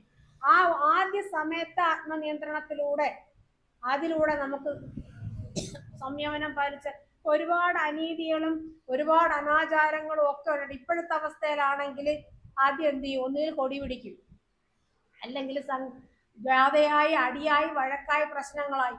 ഇതിലും ഭീകരമായിട്ടുള്ള കാര്യങ്ങൾ നടമാടിയിരുന്ന സമയത്താണ് വെറും വാക്കുകൊണ്ടോ നോട്ടം കൊണ്ടോ വളരെ കുറച്ച് സംസാരം കൊണ്ടോ മാത്രം ഒരുപാട് അനാചാരങ്ങൾ നിർത്താൻ ഗുരുദേവന് പറ്റിയില്ലേ? അദ്ദേഹത്തിനും പ്രക്ഷുബ്ധമായിക്കൂടായിരുന്നു? അപ്പം അത്രയും ഇന്ദ്രിയങ്ങളെ നിയന്ത്രിച്ച് പ്രകൃതിയുമായിട്ട് ചേർത്ത് അതെല്ലാം നിയന്ത്രിച്ച് കൊണ്ടുവന്ന തന്റെ ശക്തിയെ തന്നാൽ കരയേറ്റേണ്ടവർ എത്ര പേരോ താഴത്ത് താഴ്ചകളിൽ അമർന്നിരിക്കെ ഞാൻ ഒറ്റയ്ക്കായിട്ട് ബ്രഹ്മപദം പ്രതീക്ഷിക്കുന്നത് ഒരു സന്യാസിക്ക് നല്ലതല്ല എന്ന് കരുതിക്കൊണ്ടാണ് അന്യർക്ക് സുഖം ചെയ്യുന്നതിന് ആയുസ് തപസ്സും ധന്യത്വം ഒടുങ്ങാത്ത ദിവസം മരിച്ചു. അങ്ങനെ പേര് ചെയ്തുകൊണ്ടാണ് ഇത്രയും നമുക്ക് തന്നതെങ്കിൽ അദ്ദേഹത്തിന്റെ ഒരുപാട് ആഹ്ലാദിച്ചു കണ്ടിട്ടുണ്ടോ? നമ്മൾ ഒരുപാട് ചിരിച്ചട്ടഹസിച്ച് നമ്മളല്ല കേട്ടിട്ടില്ല. അങ്ങനെ പറഞ്ഞു കേട്ടിട്ടുണ്ടോ? എല്ലാം മിതമായിട്ട് കൊണ്ടുപോകാൻ ആ ഋഷീശ്വരൻ അല്ലെങ്കിൽ ആ ദൈവത്തിന് മാത്രമേ കഴിയുള്ളൂ. പക്ഷെ അദ്ദേഹം തന്ന ആ മുത്തുകളെ നമുക്ക് ഉള്ളിൽ ആക്കി കൊണ്ടുപോകാൻ ഒരുപാട് മാറ്റങ്ങൾ വരുത്താൻ പറ്റും. വാക്ശുദ്ധിയിലൂടെ, ഇന്ദ്രിയശുദ്ധിയിലൂടെ മനഃശുദ്ധി നേടിയാൽ നമുക്ക് എന്ത് കിട്ടും? ഇനി നമുക്ക് ശരീരശുദ്ധി. എല്ലാവരും കുളിക്കും, നമുക്കറിയാം, കുളിക്കും, എല്ലാം ചെയ്യും. ശരീരശുദ്ധി അതൊക്കെ സ്കൂളുകളിലാണ് കൂടുതൽ ഞാൻ പറയാം. ശരീരശുദ്ധി 2 മിനിറ്റ് എടുത്ത് കുളിക്കും, 5 മിനിറ്റ് എടുത്ത് കുളിക്കും, 1 മണിക്കൂർ എടുത്ത് കുളിക്കും. കുളിക്കുമ്പോൾ നമ്മുടെ ശരീരത്തിൽ എന്തെല്ലാം ഭാഗങ്ങളുണ്ടെന്ന് നമ്മൾ അറിയണം. എല്ലാ ഭാഗങ്ങളും ഓരോ തലയെടുക്കുന്നു, തലയിൽ ആൾവാസം അകത്തല്ല പുറത്ത് ആൾവാസം പാടില്ല എന്നറിയണം. മുടി സൂക്ഷിക്കണം, നമ്മൾ അഴുക്കുണ്ടാവാതിരിക്കണം, അങ്ങനെ ശ്രദ്ധിക്കണം. കണ്ണ്, മൂക്ക്, ഓരോ കാര്യങ്ങളും ശ്രദ്ധിക്കണ്ടേ? കണ്ണ് നമുക്കിപ്പൊ തന്നെ അറിയാം. മക്കള് റൂമിൽ കയറിയ ഇരട്ടത്ത് വെച്ചാണ് മൊബൈൽ തുറക്കുക. ഇരട്ടത്ത് വെച്ച് മൊബൈൽ പാടുണ്ടോ? ഇരട്ടത്ത് വെച്ച് TV പാടുണ്ടോ? ഇരട്ടത്ത് വെച്ച് പ്രകാശത്ത് വെച്ച് തന്നെ ഉപയോഗിക്കണമെന്നുള്ള നമ്മൾ പറഞ്ഞ എത്രമാത്രം അവർ ശ്രദ്ധിക്കും? അത് ഒരനുഭവം വന്നു കഴിയുമ്പോഴേ അറിയാൻ പറ്റുള്ളൂ. അപ്പം ആ ഉള്ള ശരീരശുദ്ധി എന്ന് പറഞ്ഞ് വരുമ്പോൾ താഴോട്ടെടുത്താൽ കണ്ണ് എങ്ങനെയൊക്കെ സൂക്ഷിക്കണം? തൂവാല ഷെയർ ചെയ്യരുത്, ഇരുട്ടത്ത് വായിക്കരുത്, അധിക പ്രാവശ്യം നോക്കരുത്, ഇടയ്ക്കിടയ്ക്ക് കണ്ണൊന്ന് കഴുകുക, 7 വയസ്സിന് മുമ്പിൽ കുഞ്ഞിനെ കണ്ണ് ചെത്തി, അങ്ങനെയുള്ള ഓരോ കാര്യങ്ങളും കണ്ണിന്റെ കാര്യങ്ങൾ നമ്മൾ ശ്രദ്ധിക്കുമ്പോൾ കൺമഷി ഷെയർ ചെയ്യരുത്. ഇതൊക്കെ സ്കൂളിൽ പറയുന്ന കാര്യങ്ങളാണ്. ഒരു വീട്ടിൽ ഓരോരുത്തർക്കും ഓരോ കൺമഷി നമ്മൾ ഉപയോഗിക്കാറുണ്ടോ? ഒരു വീട്ടിൽ ഒരു കൺമഷിയല്ലേ എല്ലാവർക്കും ഉപയോഗിക്കുക? ശ്രദ്ധിക്കേണ്ടുന്ന കാര്യങ്ങൾ ഷെയർ ചെയ്യുമ്പോൾ ശ്രദ്ധിക്കേണ്ടുന്ന കാര്യങ്ങൾ. പിന്നെ കണ്ണ് കഴിഞ്ഞു ചെവിയിൽ ഇവിടെ സൂക്ഷിക്കണം. ശരീരശുദ്ധിയിൽ ചെവി സൂക്ഷിക്കണം. കുളിച്ചിട്ട് വരും നമ്മൾ, അത് കഴിഞ്ഞ് തുടയ്ക്കുമ്പോൾ ഇവിടെയൊക്കെ നല്ല വൃത്തിയാണ്, ശ്രദ്ധിച്ചാൽ മതി. കുളിക്കുമ്പോൾ തന്നെ ഇവിടെ നിന്ന് തുടച്ചെടുത്താൽ ബഡിന്റെ ആവശ്യം വരില്ല, കുറയ്ക്കാം. ബഡ് കയറ്റുമ്പോൾ എന്തുമാത്രം ബുദ്ധിമുട്ടുണ്ടാവും. ബഡിന് പകരം നമ്മൾ എന്തെല്ലാം സാധനങ്ങൾ അകത്ത് കയറ്റും. ഒട്ടുപിന്നിന്റെ മറ്റേ വശം വരെ കയറ്റുന്നവരുണ്ട്, കൂർത്തതല്ലാത്ത മറ്റു വശം ഒട്ടുപിൻ കയറ്റുന്നവരുണ്ട്. പെൻസിൽ, കുട്ടികൾ പെൻസിലും അറ്റം കയറ്റും, പേനയുടെ അറ്റം ആരെങ്കിലും തട്ടിയാൽ തീർന്നില്ലേ എല്ലാം. അപ്പൊ ഓരോന്നിനും പാലിക്കേണ്ട കാര്യങ്ങൾ ഓരോന്നോരോന്നായിട്ട് ഗുരുദേവൻ ശരീരശുദ്ധി എന്ന് പറയുമ്പോൾ കണ്ണിത് ചെയ്യും, മൂക്കിത് ചെയ്യുന്നല്ലേ, അപ്പോഴപ്പോഴായിട്ട് ഓരോ കാര്യങ്ങൾ പറഞ്ഞു തരണം നമുക്ക്. ഒരു കുഞ്ഞ് ജനിക്കുമ്പം ആ കുഞ്ഞ് ജനിച്ചു കഴിഞ്ഞാൽ ആര് പ്രസവം എടുക്കണം, ആ പ്രസവം എടുത്ത ആളിന്റെ ഡ്രസ്സ് എന്ത്, അമ്മയുടെ വേഷം എന്ത്, ആ റൂം എങ്ങനെ ആയിരിക്കണം, എവിടെ കുഞ്ഞിനെ കിടത്തണം, കുട്ടിക്ക് ഇടേണ്ട ഡ്രസ്സ് എന്ത്, കോട്ടനാണോ ഇളകിയ ഡ്രസ്സാണോ, എന്തെല്ലാം കാര്യങ്ങളാണ് പറഞ്ഞു തന്നിട്ടുള്ള ഗുരുദേവൻ. അപ്പൊ അങ്ങനെ ശരീരശുദ്ധി അത്രയും ഇമ്പോർട്ടൻസ് കൊടുക്കുമ്പോൾ നമുക്ക് ചെവിയായി, കണ്ണായി, മൂക്ക് നമുക്കറിയാം. മൂക്കിന് ഏറ്റവും പ്രധാനപ്പെട്ട സമയം കഴിഞ്ഞു നമുക്ക്, അല്ലേ? ഇപ്പൊ എല്ലാവരും മുഖം കാണിച്ചുകൊണ്ട് നടക്കുന്നു. എല്ലാവരും ഏറ്റവും കൂടുതൽ മുഖം പോലും കാണാത്ത രീതിയിൽ മറച്ചു വെച്ചിരുന്ന കാലങ്ങളായിരുന്നു ഇത്രയും നാളും. ഇപ്പോഴും പോയിട്ടില്ല എങ്കിലും ഇടയ്ക്കിടയ്ക്ക് ഓർമ്മിപ്പിക്കാൻ വേണ്ടി ഓരോരുത്തരും ഒന്ന് പൊങ്ങി വരും, അല്ലേ? അതുകൊണ്ട് ആ എത്രത്തോളം നമുക്ക് സൂക്ഷിക്കാൻ പറ്റുമോ അത്രത്തോളം. പ്രത്യേകിച്ച് നമ്മൾ ആശുപത്രികളിൽ പോകുമ്പോൾ ആശുപത്രിയിൽ ഒരു ആള് കിടക്കും, നമ്മൾ എന്ത് ചെയ്യും? കൂട്ടത്തോടെ പോയി കാണും. ദയവ് ചെയ്ത് ആശുപത്രി സന്ദർശനം കഴിയുന്നത് കുറയ്ക്കുക. അത്രയും നമ്മൾ സേഫ് ആവും. അഥവാ പോവുകയാണെങ്കിൽ രോഗിയുടെ അടുത്ത് പോകുമ്പം നമുക്കുള്ള അസുഖം അവർക്ക് കൊടുക്കാൻ, അവർക്കുള്ള അസുഖം നമുക്ക് വരാനായിട്ട് മാസ്ക് ഉപയോഗിച്ച് അവരും പ്രൊട്ടക്റ്റഡ് ആവും, നമ്മളും പ്രൊട്ടക്റ്റഡ് ആവും. അപ്പൊ എങ്ങനെ ശ്രദ്ധിക്കാം? വായയും രാവിലെ പല്ല് തേക്കുന്നു, വൈകിട്ട് പല്ല് തേക്കുന്നു. പല്ല് തേക്കുന്നതിന് ശേഷമാണ് ഞാൻ TV കാണുന്നെങ്കിൽ കടല കുറയ്ക്കുന്നു, കപ്പലണ്ടി കുറയ്ക്കുന്നു, അതിന് പിന്നെ എന്ത് ഗുണമുണ്ടാകും? അപ്പം ഓരോ ഭാഗവും സൂക്ഷിക്കേണ്ടതുപോലെ ഓരോ ശരീരത്തിന്റെ ഓരോ ഭാഗവും വൃത്തിയാക്കി വെക്കുക. കാലുൾപ്പെടെ, നഖം ഉൾപ്പെടെ, വിരലുകൾ ഉൾപ്പെടെ, ഇടയിലുള്ള എല്ലാം ഉൾപ്പെടെ, ചുറ്റും പൂറ്റി ഭാഗത്തുള്ള വെടുപ്പ് ഉൾപ്പെടെ നമ്മൾ എത്രത്തോളം ശ്രദ്ധിക്കണം. അല്ലെങ്കിൽ അവിടെ കൂടെ എന്തെല്ലാം അസുഖങ്ങൾ കയറാം. ഇപ്പൊ ഈ ചെളിവെള്ളത്തിലൊക്കെ ചവിട്ടി എത്ര പേര് എലിപ്പനി വന്ന് മരിച്ചു, എത്ര പേര് ഡെങ്കിപ്പനി വന്നു, എന്തെല്ലാം കാരണങ്ങൾ വന്ന് മരണപ്പെടുന്നു. അപ്പൊ അത്രയും ശരീരശുദ്ധി, ശുദ്ധവെള്ളത്തിൽ കുളിക്കുക. മസ്തിഷ്ക ജ്വരം, അമീബിക് ജ്വരം വന്നിട്ട് വെള്ളത്തിൽ കുളിക്കരുതെന്ന്, എന്താ ചെളി വെള്ളത്തിൽ അടിച്ച് അരച്ച് കുളിക്കരുതെന്ന് പറഞ്ഞു മലപ്പുറത്ത്, അല്ലേ? അതെന്തുകൊണ്ട്? എല്ലാ ഭാഗങ്ങളുടെ അകത്ത് കയറും, നേരിട്ട് തലയ്ക്കകത്തോട്ടും പ്രശ്നങ്ങളുണ്ടാകും. അതിനേക്കാളും കടുപ്പമുള്ള ചെളിവെള്ളത്തിലല്ലേ നേവിക്കാരും ഫയർഫോഴ്സുകാരും കിടന്നു. അവർക്ക് എന്തെല്ലാം അസുഖം വരണം. ആ എന്തെല്ലാം അസുഖം വരണം, നേരെ ജനറൽ ഹോസ്പിറ്റലിൽ പോയെന്നോ അവിടെ നിന്ന് എല്ലാ കംപ്ലീറ്റ് ചികിത്സ അപ്പോൾ നോക്കിയ അസുഖങ്ങൾ എന്താണെന്ന് ഒരു നേരം കൊണ്ട് അറിയാൻ പറ്റും. ഇനി എന്തെല്ലാം വരാനിരിക്കുന്നു, ത്വക്ക് രോഗങ്ങൾ എന്തെല്ലാം വരാനിരിക്കുന്നു. അവരെ നേരെ കടൽ വെള്ളത്തിൽ കുളിക്കാൻ പറയുമ്പോൾ കടലിന്റെ ശുദ്ധി നമ്മൾ മനസ്സിലാക്കുക. കടൽ വെള്ളത്തിന്റെ ശുദ്ധി നമ്മൾ മനസ്സിലാക്കുക. ആ കടൽ വെള്ളം ഒരിക്കലും ആരെയും ചതിക്കാത്ത കടല്. എന്തുകൊണ്ട് ചതിക്കുന്നു? അതിനെ ഉപദ്രവിക്കുമ്പോൾ ചതിക്കുന്നു. ഒരു വേസ്റ്റ് പോലും, ഒരു സാധനം പോലും എല്ലാത്തിനും തിരിച്ച് വെളിയിൽ കൊണ്ട് നമ്മൾ എവിടെ തള്ളിയാലും തിരിച്ചെവിടെയെങ്കിലും കൊണ്ട് തിരിച്ചെള്ളുന്ന കടൽ. അപ്പൊ അത്രയും ശുദ്ധമായിട്ടുള്ള, അത്ര സൂക്ഷിക്കേണ്ട കടൽ വെള്ളത്തിൽ കുളിക്കാൻ ഇവരോട് പറയണമെങ്കിൽ അത്രയും കീടനാശിനി ആയിരുന്നിരിക്കുക. അതുകൊണ്ടാണ് ഡോക്ടേഴ്സ് വരെ അങ്ങോട്ട് പറഞ്ഞു വിടുന്നത്. അപ്പം ഞാൻ പറഞ്ഞ ശരീരശുദ്ധിയിൽ ശുദ്ധമായ വെള്ളത്തിൽ കുളിക്കുക, ശുദ്ധമായ രീതിയിൽ കുളിക്കേണ്ട സമയത്ത് ഒരു ദിവസം എപ്പോഴാണോ കുളിക്കേണ്ട ആ രീതിയിൽ ശരീരശുദ്ധിയും വരുത്തുക. വാക്ശുദ്ധിയായി, മനഃശുദ്ധിയായി, ശരീരശുദ്ധിയായി. ഇനി അടുത്തത് ഗൃഹശുദ്ധി. ഗൃഹശുദ്ധിയിൽ ഞാൻ ആഹാരശുദ്ധി ചേർത്ത് പറയാം. ഗൃഹശുദ്ധി നമുക്കറിയാം, ഏറ്റവും നമ്മൾ ആഗ്രഹിക്കുന്നത്, ഏറ്റവും നമ്മൾ ചെയ്യുന്നതും കമ്പയർ ചെയ്യുക. മക്കളായാലും ആരായാലും കമ്പയർ ചെയ്യുക. ഭാര്യയാണെങ്കിൽ അവർക്ക് അത് വാങ്ങിച്ചു കൊടുത്ത്, അവർക്ക് ഇത് വാങ്ങിച്ചു കൊടുത്ത്, ഇത് വാങ്ങിച്ചു കൊടുത്ത്. കുട്ടികളാണെങ്കിൽ അവൻ ആ പരീക്ഷയ്ക്ക് നോക്കിയില്ലേ, നിനക്കെന്തെങ്കിലും, എല്ലാം കമ്പാരിസണാണ്. അതുപോലെ തന്നെയാണ് ഗൃഹത്തിന്റെ പേരിലും. അവൻ വെച്ച വീടിന്റെ 2 മുറി കൂട്ടി എനിക്ക് വെക്കണം. ഏറ്റവും വലിയ, എത്ര പൈസ ഇല്ലെങ്കിലും ആർഭാടം കാണിച്ച് വീട് വെക്കുക. ഗുരുദേവൻ അതും പറയട്ടെ, എങ്ങനെ വീട് വെക്കണം. നമ്മൾ വീട് വെക്കുമ്പോൾ എപ്പോഴും ശ്രദ്ധിക്കേണ്ടത്, ഏറ്റവും പ്രകാശം അകത്ത് കയറുന്ന, പ്രകാശം എന്തിനകത്ത് കയറണം? കാഴ്ച കിട്ടാൻ വേണ്ടിയാണോ? സൂര്യപ്രകാശം അകത്ത് കയറണമെങ്കിൽ, സൂര്യൻ എന്ന് പറയുന്ന ഏറ്റവും വലിയ ശക്തി, സൂര്യനില്ലെങ്കിൽ ഒന്നുമില്ല. നമുക്ക് ആഹാരമില്ല, ഒന്നുമില്ല, നമ്മുടെ ജീവിതമേ ഇല്ല സൂര്യൻ, അല്ലേ? അതുകൊണ്ടല്ലേ പണ്ട് രാവിലെ സൂര്യനെ നോക്കി പ്രാർത്ഥിച്ചുകൊണ്ട് അകത്ത് കയറേണ്ടതും ഒക്കെ. അപ്പൊ അത്രയും ശക്തിയുള്ള സൂര്യരശ്മികൾ അകത്ത് പതിച്ച് അതിനകം നിർവീര്യമാക്കപ്പെടാൻ, അണുനശീകരണം നടത്താൻ വേണ്ട രീതിയിൽ അത്രയും സൂര്യപ്രകാശം അകത്ത് കടക്കണം.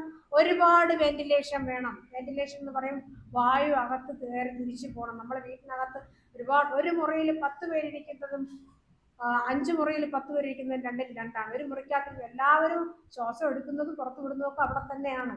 നമുക്ക് ഒന്നും വേണ്ട, ഈ മുറി കംപ്ലീറ്റ് അടച്ചുപൂട്ടി ഫാന് ലൈറ്റ് ഒന്നും ഇല്ലെങ്കിൽ കുറച്ച് സമയം വരെ പിടിച്ചു നിൽക്കാൻ പറ്റും. അത് കഴിയുമ്പം ഇപ്പൊ ഒരാൾ അത് അനുഭവിച്ച് കഴിഞ്ഞതേ ഉള്ളൂ, അല്ലേ? അർജുൻ എത്ര നേരം വണ്ടിക്കകത്തിരുന്ന് പോയി കാണും. നമ്മൾ എങ്ങനെ അറിയുന്നു? അത് എന്തുമാത്രം പെടഞ്ഞു കാണും ജീവൻ.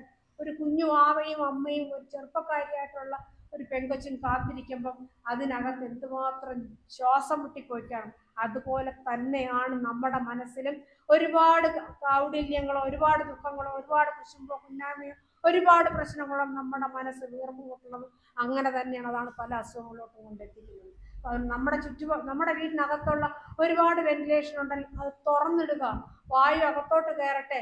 നമ്മൾ തന്നെ അറിയാം, ശ്വാസം മുട്ടിരിക്കുമ്പോൾ അകത്തോട്ടൊന്ന് ശ്വാസം എടുത്ത് നോക്ക്. ഒന്നും വേണ്ട, ഈ ഇരിക്കുന്ന രീതിയിൽ, ഇപ്പൊ എല്ലാവരും ഇരിക്കുന്ന രീതിയിൽ ഒന്ന് റിലാക്സ് ചെയ്തൊന്ന് പുറകോട്ടിരുന്ന് നോക്ക്. അപ്പൊ തന്നെ ഒരു ആശ്വാസം കിട്ടും. ഒന്ന് ശ്വാസം എടുത്ത് അപ്പോൾ തന്നെ ഒരു ആശ്വാസം കിട്ടും. നമ്മൾ പിടിച്ചു നിൽക്കുമ്പം അത്രയും മസിലൊക്കെ പിടിച്ചു നിൽക്കുന്ന ഒരു ശ്വാസം അകത്തോട്ട് കയറി കഴിഞ്ഞാൽ ഒരു ആശ്വാസം കിട്ടും. ഒരു സംശയം, സത്യമാണത്. എന്തൊക്കെ പ്രശ്നം വരുമ്പോഴും ഓടിച്ച് വിശ്വസിക്കാൻ നമ്മൾ നെടുശ്വാസം ഇടാറുണ്ടല്ലോ, അപ്പൊ നമുക്കൊരു ആശ്വാസം കിട്ടണില്ല. ശ്വാസം കംപ്ലീറ്റ് കിട്ടണില്ലെങ്കിൽ പോലും അതുപോലെയാണ്. ഒരു ജനൽ തുറന്നിടുമ്പോൾ കുറച്ച് കാറ്റ് വരുമ്പോൾ ഒരു ആശ്വാസം, മൊത്തം വരുമ്പോൾ ഒരു ആശ്വാസം, ഫാനിടുമ്പോൾ ഒരു ആശ്വാസം. അങ്ങനെ നമ്മുടെ ശരീരത്തിനകത്തോട്ട് വായു കയറട്ടെ. വായുവാണ് നമ്മുടെ ജീവന്റെ നിലനിൽപ്പ്. ആ വായു നമ്മുടെ അകത്ത് പോയി സർക്കുലേറ്റ് ചെയ്ത് പുറത്ത് പോട്ടെ. നമ്മുടെ മാംസപേശികളൊന്ന് വികസിക്കട്ടെ. അവരൊന്ന് സ്വതന്ത്രരാകട്ടെ. ഈ പിടിച്ചിരിക്കാതെ ഒന്ന് സ്വതന്ത്രമായിട്ടിരുന്നാൽ നമുക്ക് തന്നെ അതിൻ്റെ വ്യത്യാസം മനസ്സിലാക്കാൻ പറ്റും. അപ്പം അങ്ങനെയുള്ള വീട്, വൃത്തിയായിട്ടുള്ള വീട്, ആ വൃത്തി എന്ന് പറയുന്നതും ഗുരുദേവൻ എപ്പോഴും പറഞ്ഞിട്ടുണ്ട്. എവിടെ നിന്നാണ് പ്രാർത്ഥന അല്ലെങ്കിൽ ഈശ്വരഭക്തി എവിടെ നിന്ന് തുടങ്ങണം? അടുക്കളയിൽ നിന്ന് പറഞ്ഞു. അടുക്കള എന്തിനാണ്? അടുക്കളയിൽ തുടങ്ങാൻ പറഞ്ഞത്. അടുക്കള അത്രയും നമ്മൾ രാത്രിയൊക്കെ അടിച്ച് വൃത്തിയാക്കുന്നുണ്ട്. അടുക്കളയിൽ ഇപ്പോഴത്തെ കാലത്തിൽ അന്ന് അടുക്കളയിൽ ആരാണ് ഏറ്റവും കൂടുതൽ ഉണ്ടാവുക?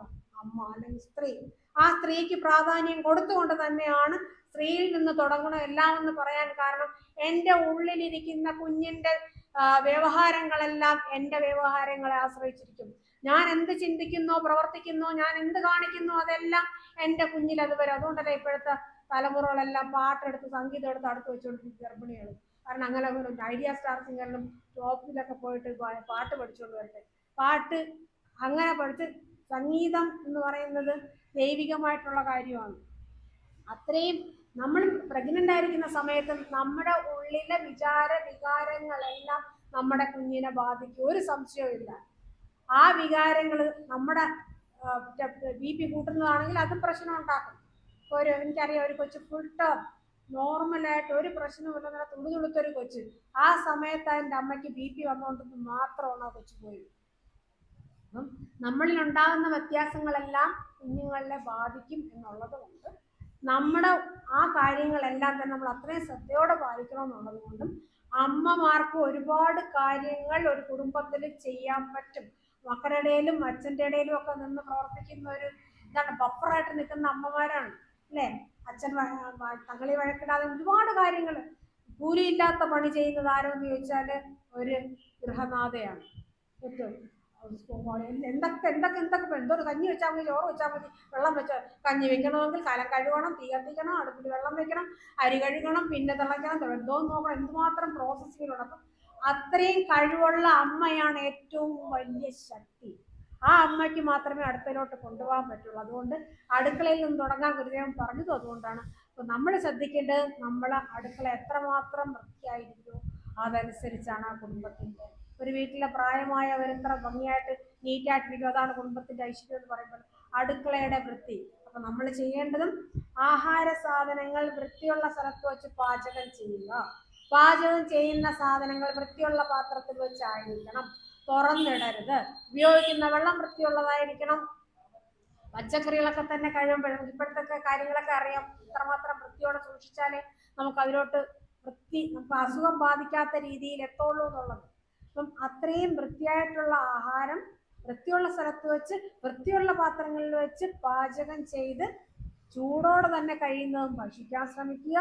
ഇനി കഴിയുന്നതും ഒരു നേരമെങ്കിലും എല്ലാവരും കൂടെ ഒരുമിച്ചിരുന്ന് ആഹാരം കഴിക്കാൻ ശ്രമിക്കുക. കാരണം ആ കുഞ്ഞുങ്ങൾക്കോ അല്ലെങ്കിൽ അമ്മയ്ക്കോ അച്ഛനോ പരസ്പരം എനിക്ക് നീയുണ്ട് നിനക്ക് ഞാനുണ്ടോ എന്നുള്ളൊരു തോന്നല്, മക്കൾക്കൊരു സേഫ്റ്റി ഫീലിംഗ് വരണമെങ്കിൽ അങ്ങനെ ഒരു കുടുംബത്തിൽ ഒരു പ്രാവശ്യമെങ്കിലും ഇരിക്കാൻ പറ്റുന്നവർക്ക്, ഇപ്പം നമുക്ക് നേരത്തെ ഞാൻ പറഞ്ഞ പോലെ വലിയ വലിയ വീടുകൾ വെച്ച് കൂട്ടും, ആ എത്ര മുറികളുണ്ടോ അതിലൊന്ന് കയറി നോക്കാനോ പോലും സമയം കിട്ടാതെ സാധാരണ ന്യൂക്ലിയർ ഫാമിലി അണുകുടുംബത്തിൽ തന്നെയുള്ളതാണ്.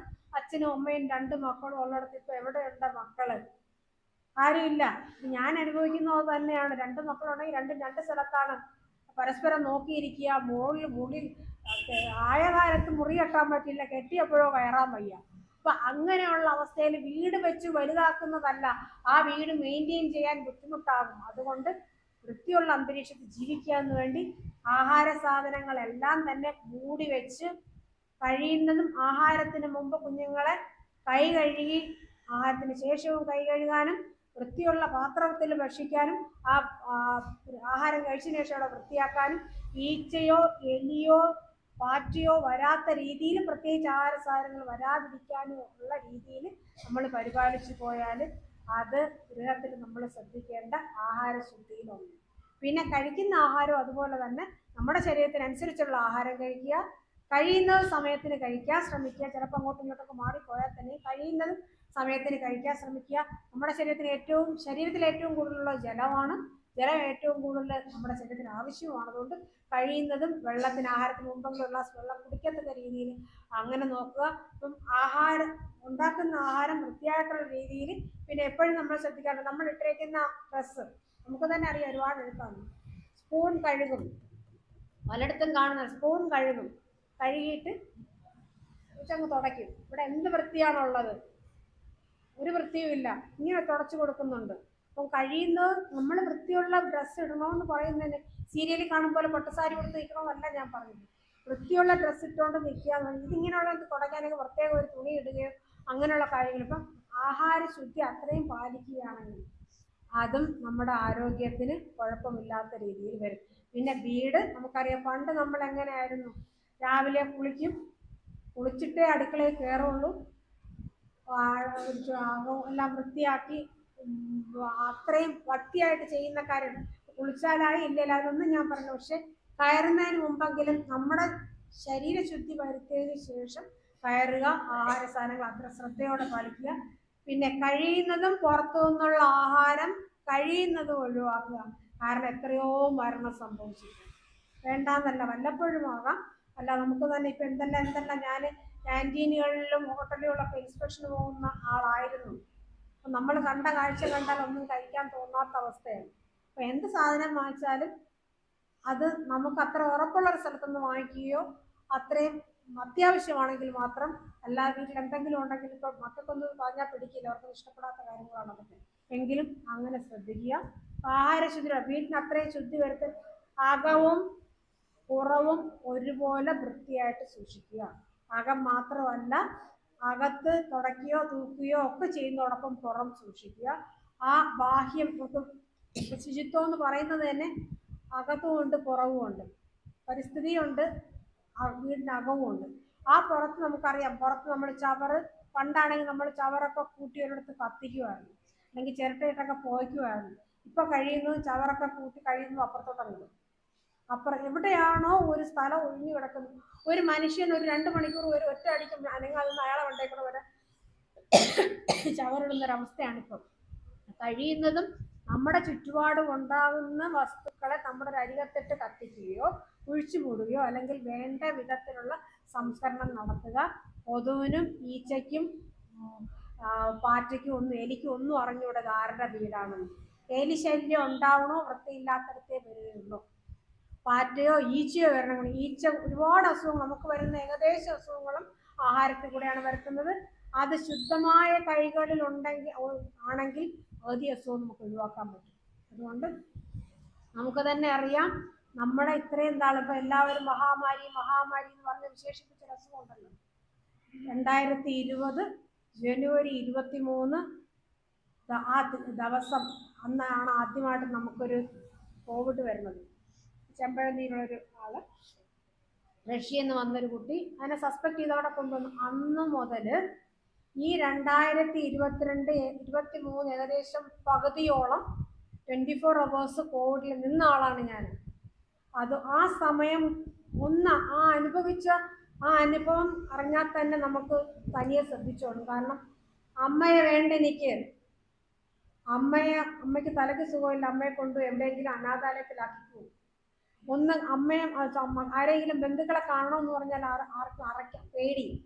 എത്രയോ പേര് ഒരുമിച്ച് കിടന്ന് കൂട്ടത്തോടെ സിസ്റ്റർമാരോ അല്ലെങ്കിൽ അറ്റൻഡർമാരോ ഡോക്ടർമാരോ കൊടുക്കുന്ന ആഹാരത്തെയോ മരുന്നിനെയോ ആശ്രയിച്ച് എത്രയോ ജീവനുകൾ കടന്നിട്ട് അവര് മരണപ്പെട്ടപ്പോൾ അനാഥരായി നിന്നിട്ട് പോലും അനാഥരായിട്ട് ആരുടെയോ കൈകളിലാൽ അടക്കം ചെയ്യപ്പെടുന്നൊരവസ്ഥ. അത് നമുക്ക് ആർക്ക് വേണോ വരാം. എത്രയോ ജീവനാണ് നമുക്ക് നഷ്ടപ്പെട്ടത്. എന്തുകൊണ്ട് നഷ്ടപ്പെട്ടു? എങ്ങനെ നഷ്ടപ്പെട്ടു? നിപ്പ തന്നെ ഇപ്പം വന്നു. നിപ്പയിൽ ആദ്യം മരിച്ച ആളിനെ അറിയാമല്ലോ, ലിനി, ഒരു സിസ്റ്റർ ലിനി. അതെങ്ങനെ മരണപ്പെട്ടു? പ്രത്യേകിച്ച് പറഞ്ഞിട്ടുണ്ട്, കാഷ്വാലിറ്റി എവിടെയാണോ അത്യാഹിത വിഭാഗത്ത് ഇങ്ങനെയുള്ള പേഷ്യൻസുമായിട്ട് എക്സ്പോഷറിനടുത്ത് മാസ്ക് ഇടണം. മാസ്ക് ഇട്ടില്ല. അതുപോലെ കൈ കഴുകുക, മാസ്ക് വയ്ക്കുക. ഇത് തന്നെയാണ് എല്ലാ അസുഖങ്ങളും മാറ്റാൻ. ആ ഒരു കാര്യം ചെയ്യാത്തതിൻ്റെ പേരിൽ എത്ര മരണമാണ് ഇവിടെ റിപ്പോർട്ട് ചെയ്ത. മരണമൊന്നും അല്ല മരണം, 5ഉം 10ഉം ഒന്നും അല്ല മരണം. ഒരു ദിവസം 100 അതിൽ കവിഞ്ഞ മരണങ്ങൾ വരെ ഉണ്ടായിട്ടുണ്ട്. പുറത്ത് പറഞ്ഞാൽ എൻ്റെ തല പോവുമെങ്കിലേ ഉള്ളൂ. അപ്പം അത്രയും മരണങ്ങൾ നമ്മുടെ വേണ്ടപ്പെട്ടവർ നഷ്ടപ്പെടണമെങ്കിൽ അത് ഗുരുദേവൻ അന്ന് ചെയ്ത പഞ്ചശുദ്ധിയിൽ നമ്മൾ ശ്രദ്ധിക്കാത്തതുകൊണ്ട് തന്നെയാണ് വന്നത്. ഇനിയെങ്കിലും നമ്മൾ കണ്ണ് തുറക്കണം, ചെവി തുറക്കണം, നമ്മൾ ശ്രദ്ധിക്കണം. നമ്മുടെ ചുറ്റും ഒരുപാട് രോഗാണുക്കളുണ്ട്. ആരെ വേണോ ആർക്ക് വേണോ എന്ന് വെച്ചാൽ, ഞാൻ ഡോക്ടറാണ്, ഞാൻ എഞ്ചിനീയറാണ്, ലെക്ചറാണ്, അവർക്ക് വന്നുകൂടാന്നില്ല. ആർക്ക് വേണോ വരാൻ പറ്റുന്ന രോഗമാണ് നമ്മുടെ ചുറ്റുപാടും ഉള്ളപ്പോൾ നമ്മളൊന്ന് ശ്രദ്ധിക്കുക.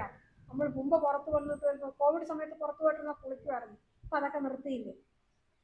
കുളിക്കാൻ ഞാൻ പറയില്ല, പക്ഷെ അറ്റ്ലീസ്റ്റ് വന്ന് ഡ്രസ്സെങ്കിലും ഒന്ന് മാറ്റുക, കൈകാലുകളെങ്കിലും തേച്ച് ചെയ്യുക, വൃത്തിയായിട്ടിരുന്ന വീട്ടിലുള്ളവർക്ക് അസുഖം വരാതിരിക്കും. അപ്പം അത്രയും ശ്രദ്ധയോടുകൂടെ വീടും പരിസരവും ശുചിയാക്കിയില്ലെങ്കിൽ ഒരുപാട് അസുഖങ്ങൾ, ഡെങ്കിപ്പനിയാണോ എലിപ്പനിയാണോ എന്നിപ്പോൾ കോളറ റിപ്പോർട്ട് ചെയ്തില്ലേ? നെയ്യാറ്റിൻകരയിൽ. അത് എവിടെ നിന്ന് ആഹാരം, നിപ്പ എവിടെ നിന്ന് വന്നു ആരെങ്കിലും കണ്ടുപിടിച്ചോ? കോവിഡ് എവിടെ നിന്ന് വന്നു ആരെങ്കിലും കണ്ടുപിടിച്ചോ? നമ്മൾ ഒരുപാട് വാക്സിനൊക്കെ അടിച്ച് കയറ്റിയില്ലേ? അത് നമ്മുടെ ശരീരത്തിന് ഗുണമുണ്ടോ ഇല്ല ഒന്നും നമുക്ക് അറിഞ്ഞുകൂടാ. അപ്പൊ അത്രയും കാര്യങ്ങൾ ഒഴിവാക്കണമെങ്കിൽ നമ്മുടെ പഞ്ചശുദ്ധി കൊണ്ട് തന്നെ ധാരാളം മതിയാവും. അപ്പം ഞാൻ ആദ്യം പറഞ്ഞു, മനഃശുദ്ധി വാക്ശുദ്ധിയിലൂടെയും ഇന്ദ്രിയ ശുദ്ധിയിലൂടെയും നമുക്ക് മനഃശുദ്ധി കിട്ടണമെങ്കിൽ, ആ ഇന്ദ്രിയ ശുദ്ധിയിലൂടെയും മനഃശുദ്ധിനെ കിട്ടണമെങ്കിൽ നമുക്ക് ഗുരുദേവൻ തന്ന വിദ്യാഭ്യാസത്തിലൂടെ അറിവ് നേടിയെടുത്ത് ആ അറിവിനെ ഉപയോഗിച്ച് ആ വിവേകം കൊണ്ട് നമ്മൾ ഈ കാര്യങ്ങളെ നിയന്ത്രിക്കാൻ നമ്മൾ പ്രാപ്തരാകാൻ വേണ്ടി ഈശ്വര തുല്യനായ ഗുരുദേവനെ തന്നെ അകത്ത് സ്ഥാപിച്ച് എല്ലാ കാര്യങ്ങളോടും ഗുരുദേവനോടൊപ്പം കൊണ്ടുപോകണം. അതാണ് നേരത്തെ ഞാൻ പറഞ്ഞത്, ഭൂതത്തിലും ഭാവിയിലും ഇടയിലിരുന്ന ഊയലാടുന്ന നമുക്ക് ഒരു തുണ ഗുരുദേവൻ മാത്രമേ ഉള്ളൂ. ഗുരുദേവനെ കൂട്ടിക്കൊണ്ടുപോയാലും നമുക്ക് എങ്ങനെ ജീവിക്കണമെന്നുള്ളത് ചെയ്യേണ്ട, നമ്മൾ ശ്രദ്ധിച്ചാൽ നമുക്കറിയാം. ചെയ്യേണ്ട എങ്കിൽ ചെയ്യേണ്ട നമുക്ക് പറഞ്ഞു തരും. അനുഭവം കാണും എല്ലാവർക്കും. നമ്മൾ ശ്രദ്ധിക്കുന്നില്ലെന്നേ ഉള്ളൂ. ഒരു ദൈവമേ ചെയ്തു തരാൻ ഒരുപാട് പ്രാർത്ഥിക്കും. ചെയ്ത് കഴിഞ്ഞിട്ടോ, ദൈവമേ നീ ചെയ്തു തന്നു ഒരുപാട് നന്ദി നമ്മൾ പറയാറുണ്ടോ? ഇല്ല. അത് പറഞ്ഞിട്ടുള്ള ക്രിസ്ത്യാനിയൊക്കെ മാത്രമേ ഉള്ളൂ അത് പറയുന്നത്, നമ്മളാരും പറയാറില്ല. അപ്പം ഒന്ന് പറയുക, നമുക്ക് കൂടെ നിൽക്കുന്ന ദൈവം അറിയാമെല്ലാം, എങ്കിലും നമ്മളോടൊപ്പം ഒന്ന് പറഞ്ഞു കൊണ്ടുപോയി ഒന്ന് അപ്പോഴപ്പോഴും ധ്യാനിച്ചു കൊണ്ടുപോയി ഇതൊക്കെ നമുക്ക് കിട്ടുന്നതാണ്. ഈ പഞ്ചശുദ്ധി, ഈ വാക്ശുദ്ധി, മനഃശുദ്ധി, ഇന്ദ്രിയശുദ്ധി, ആഹാരശുദ്ധി, ശരീരശുദ്ധി എല്ലാം കൂടെ ചേർന്ന് വരുന്നതാണ് ഞാൻ ഗൃഹശുദ്ധിയിലോട്ട് എത്തിച്ചത്. ആ ഗൃഹശുദ്ധിയും വരുത്തി കഴിഞ്ഞാൽ നമ്മുടെ അസുഖങ്ങൾ ഒരുപാട് മാറി നിൽക്കും. ഈ അസുഖങ്ങൾ വരാതിരുന്നാലും ഏറ്റവും അത്യാവശ്യം പൈസ ഇഷ്ടം പോലെ ഉണ്ടാക്കാം, സമ്പത്ത് ഒരുപാട് ഉണ്ടാക്കാം, വീട് വയ്ക്കാം, കാറ് വാങ്ങിക്കാം, ഒരുപാട് കാര്യങ്ങൾ ഉണ്ടാകാം. ഏറ്റവും നമുക്ക് നഷ്ടപ്പെട്ടാൽ നഷ്ടം എന്ന് പറയുന്നത് മനസ്സുഖമാണ്. മനസ്സിന്റെ നിയന്ത്രണം വിട്ടാൽ എല്ലാം പോയി. അപ്പൊ എപ്പോഴും ഒരു റിക്വസ്റ്റേ ഉള്ളൂ, ഉള്ള വിഷമങ്ങൾ അകത്ത് കൂട്ടി വെക്കാതെ ആരോടാണോ പറയാൻ പറ്റുന്നത് ഒരാളോടെങ്കിലും, ആ പറയുന്ന ഒരാള് പത്രവാപ്പീസ് ആവാതെ നമുക്ക് വിശ്വാസമുള്ള ഒരാളോട് പറയണം. മനസ്സിലിട്ട് കൂട്ടരുത്. നമുക്ക് ചില സമയത്ത് നമ്മളെ തന്നെ സഹായിക്കാൻ പറ്റാത്ത അവസ്ഥ വരുമ്പോൾ മറ്റൊരാൾ നമ്മുടെ കൂടെ മാർഗദർശിയാവട്ടെ. അങ്ങനെ ഒരാൾ എനിക്ക് പറയാനില്ലെങ്കിൽ നമുക്ക് പറയാൻ ഒരാളുണ്ട് മുകളില്. ആ ദൈവത്തിന്റെ മുമ്പ് വെച്ച് നമ്മളെ വിഷമം മൊത്തമായിട്ട് പറയുക, ഫ്രീ ആവുക. എടുത്തോ, ഇതും കൂടെ എനിക്ക് എന്താണെന്ന് വെച്ചാൽ വഴി കാട്ടെ. തീർച്ചയായിട്ടും എനിക്ക് അവിടെ പോകാൻ പറ്റുമെന്ന് എനിക്ക് അറിഞ്ഞൂടെ ദൈവം, ചിന്തിക്കാൻ വേണ്ടി നീ തന്നെ ഒരു വഴി കാട്ടുക. മുടക്കേണ്ടതാണെങ്കിൽ മുടക്കും, കൊടുക്കേണ്ടതാണെങ്കിൽ കൊണ്ടുപോകും. അത്രയും പവർഫുള്ളായിട്ടുള്ളൊരു ശക്തി നമ്മളോടൊപ്പം ഉണ്ടെങ്കിൽ, ഈ പഞ്ചശുദ്ധി നമുക്ക് തന്നിട്ടുണ്ടെങ്കിൽ അത് നമ്മൾ പാലിക്കുക തന്നെ വേണം. കുഞ്ഞിന് ഞാൻ പറഞ്ഞു, ജനനം മുതൽ മരണം വരെ എന്തൊക്കെ ഒരാൾ ചെയ്യണമെന്നുള്ള കാര്യങ്ങൾ ഇത്രയും കൃത്യമായിട്ട് നല്ല ഭാഷയിൽ നല്ല രീതിയിൽ പറഞ്ഞു തന്ന ഗുരുദേവൻ. കുഞ്ഞിന് അന്നപ്രാസം നടക്കുന്നത് എപ്പോഴാണെന്ന് പറഞ്ഞില്ലേ? ആരൊക്കെ കൊടുക്കണമെന്ന് പറഞ്ഞു തന്നില്ലേ? പിള്ളേർ പ്രായമായപ്പോൾ എത്ര ദിവസം നമ്മൾ പീരീഡ്സ് ആയാലും എത്ര ദിവസം മാറി നിൽക്കുന്നത്, എന്തെല്ലാം കാര്യങ്ങളാണ് പറഞ്ഞിട്ടുള്ളത്. ഇതൊക്കെ അപ്പോഴപ്പോഴായിട്ട് പറഞ്ഞിട്ടുള്ളത് തന്നെയാണ് ഈ പഞ്ചശുദ്ധിയിലൂടെ വന്നത്. ഈ പഞ്ചശുദ്ധിയായിട്ട് ബന്ധപ്പെട്ട് തന്നെയാണ് കിടക്കുന്നതും. സമയമേറെയല്ലേ, നിർത്താൻ ഞാൻ. ഈ പഞ്ചശുദ്ധിയായിട്ട് തന്നെയാണ് പഞ്ചധർമ്മം നമുക്കിനോട് കൂട്ടിച്ചേർത്ത് കൊണ്ടുപോകണം. സത്യമേ പറയാവൂ എന്ന് പറഞ്ഞാൽ ചത്തുപോണ അവസരത്തിൽ ചിലപ്പോൾ കള്ളം പറഞ്ഞെന്ന് വരും, പക്ഷെ കഴിയുന്നതും സത്യം എന്ന് നിലനിൽക്കുന്നതും സനാതന ധർമ്മത്തിന്റെ അത്യാവശ്യമുള്ളതും സത്യം ധർമ്മവും ഒക്കെ അല്ലേ. അപ്പൊ നമ്മുടെ പ്രവൃത്തിയിലും എല്ലാം സത്യം, ധർമ്മം, ദയ, കരുണ ഇതെല്ലാം ഉൾക്കൊണ്ടുള്ള പ്രവൃത്തി നമ്മുടെ കമ്മ്യൂണിക്കേഷനിൽ വരത്തക്ക രീതിയിലുള്ള സത്യത്തിലൂടെ തന്നെ സഞ്ചരിച്ചാൽ അതുകൊണ്ട് കിട്ടൂലേ മനസ്സുഖം. ആ മനസ്സുഖത്തിലൂടെ കിട്ടൂലേ നമ്മുടെ ശരീരസുഖം. അടുത്തത്, ഒരു ജീവിയെ നമ്മളിപ്പോൾ കൊതുക് വന്നിരുന്നാൽ കൊതുവിനെ പറത്തി വിടും, നമ്മൾ അടിച്ചു കൊല്ലും, അത് സ്വാഭാവികം. ഒരു വീട് എറുമ്പിനും മരത്തരുതെന്ന് ഗുരുദേവൻ പറഞ്ഞിട്ടുണ്ട്. ഇല്ല, അറിയാതെ നമ്മൾ ചിലപ്പോൾ ചെയ്തു പോകും. എങ്കിലും ആ ഒരു അഹിംസ, അഹിംസ ഗുരുദേവൻ പറഞ്ഞ രീതിയിലുള്ള അഹിംസ കഴിയുന്നിടത്ത് രീതിയിൽ പാലിക്കാൻ പറ്റിപ്പോയാൽ അതും നമ്മുടെ മനസ്സുഖത്തിനോ അല്ലെങ്കിൽ മനസ്സുഖം ഇല്ലായ്മയ്ക്കോ കാരണമാകുന്ന ഒഴിവാക്കിക്കൂടെ. അതുപോലെ വേറൊരാളുടെ ആഗ്രഹിക്കുക, വേറൊരാളുടെ മുതൽ കട്ടെടുത്താൽ എത്ര സുഖം കിട്ടും നമുക്ക്. പിന്നെ അടുത്തത് വ്യഭിചാരത്തിൻ്റെ കാര്യം പറയാം. അന്യ നോക്കരുത്, അന്യ പുരുഷന്മാരെ നോക്കരുത്, ആവശ്യമില്ലാത്ത 11 സെക്കൻഡ് നോക്കിയാൽ മതി, തീർന്നു. അത്രയ്ക്കുള്ള നിയമം വരെ ഇപ്പോൾ ഉണ്ട്. അപ്പം അങ്ങനെയുള്ള ഈ പഞ്ചധർമ്മങ്ങളും കൂടെ ചേർത്ത് മദ്യം നമ്മൾ ഉപയോഗിക്കുന്നു, നമ്മളല്ല, മദ്യം നമ്മുടെ സമൂഹത്തിൽ ഉപയോഗിക്കുമ്പോൾ ഇന്ന് ഇപ്പോൾ വണ്ടിയിൽ വരുമ്പോഴും, ഇന്നലെ സന്ധ്യയ്ക്ക് എൻ്റെ മോളെൻ്റെ അടുത്തോണ്ട് നമ്മ ഒരു പാമ്പ് പോകണമെന്ന് സൂക്ഷിക്കണേ, പാമ്പ് പൊളിച്ചിട്ട് വണ്ടിയുടെ അടുത്തോട്ട് നീങ്ങുകയാണ്, ഇങ്ങനെ നടക്കുന്നു ചെറുപ്പക്കാരനായിട്ടൊരാൾ. അപ്പോഴും ഞാൻ എൻ്റെ മനസ്സിൽ ചിന്തിച്ചത്, ഞാൻ എൻ്റെ മകളെ എന്തുമാത്രം പൊന്നുപോലെ വളർത്തിക്കൊണ്ട് വരുന്ന ഈ മകൾക്ക് ഒരു ദിവസം വരുന്നവനായിരിക്കവേ. നമ്മൾ അറിയണോ കുടിക്കണോ? എത്രയൊക്കെ ശ്രദ്ധിച്ചാലും അറിയാൻ പറ്റില്ല, അപ്പം ഇന്ന് ഞാൻ ഉപയോഗിക്കുന്ന വസ്തുക്കൾ, എൻ്റെ സ്വയം മനസ്സിൻ്റെ സുഖത്തിന് വേണ്ടി ഉപയോഗിക്കുന്ന മദ്യമോ മയക്കുമരുന്നോ പുകയോ എന്താണെങ്കിലും ആ സമയത്ത് എനിക്ക് സുഖം കിട്ടുമോ? ഇപ്പോൾ കൗൺസിലിങ്ങിന് വരുമ്പം തന്നെ ഞാൻ പറയാറുണ്ട്, കുടിക്കുമ്പോൾ നിങ്ങളുടെ സുഖം അത്രയും കടന്നു പോകണം, നിങ്ങൾ കുടിച്ചോ, വാങ്ങിച്ചു തരാം. തിരിച്ച് കെട്ടുവിടുമ്പോഴത്തേക്ക് വീണ്ടും സുഖം വിഷമം വരെയാണെങ്കിൽ കുടിക്കുന്നത് ശരിയല്ല. പക്ഷെ ഇപ്പം കുടിക്കുമ്പോൾ ആ താൽക്കാലികമായിട്ട് നിങ്ങൾക്ക് കിട്ടുന്ന സുഖം ഒരു പുകയ്ക്കുമ്പോൾ എന്തുമാത്രം പ്രശ്നങ്ങളാണ് പിന്നെ വരുന്നത്. നമ്മൾ കഷ്ടപ്പെട്ട് ജീവിച്ച് ആശുപത്രി ചെല്ലുമ്പോൾ ബെഡില്ല, കുടിച്ചും പുകച്ചും മയക്കുമരുന്ന് കഴിച്ചും വരുന്നവർക്ക് ബെഡ് കൊടുക്കും. കാരണം ജീവൻ എല്ലാവരുടെയും തുല്യമാണ്. ഒരാൾ സുഖത്തിന് വേണ്ടി ആചരിക്കുന്നവ അവരെന്ന് വരണം. അപ്പം ഇപ്പം ഈ ഒരാൾ കുടിക്കുന്നത് പിന്നെ കുറച്ച് നാൾ കഴിയുമ്പം എൻ്റെയോ നിങ്ങളുടെയോ മക്കൾ അനുഭവിക്കാനുള്ള ഗതികേടാണ് വരുന്നത്. അസുഖം വന്ന് കിടക്കുമ്പോഴേ ഇയാളെ കിടന്നാൽ മതിയല്ലോ, നമുക്ക് സൂക്ഷിക്കണ്ടേ, ആണായാലും പെണ്ണായാലും. ഇപ്പം പെണ്ണുങ്ങളൊന്നും മോശക്കാരല്ല, കുടിക്കാൻ ഹോസ്റ്റലുകളിൽ ഏറ്റവും കൂടുതൽ ഉപയോഗിക്കുന്നത് പെണ്ണുങ്ങളാണ്. മദ്യവും മയക്കുമരുന്നും അതിലോട്ടൊന്നും ഞാൻ പോണില്ല.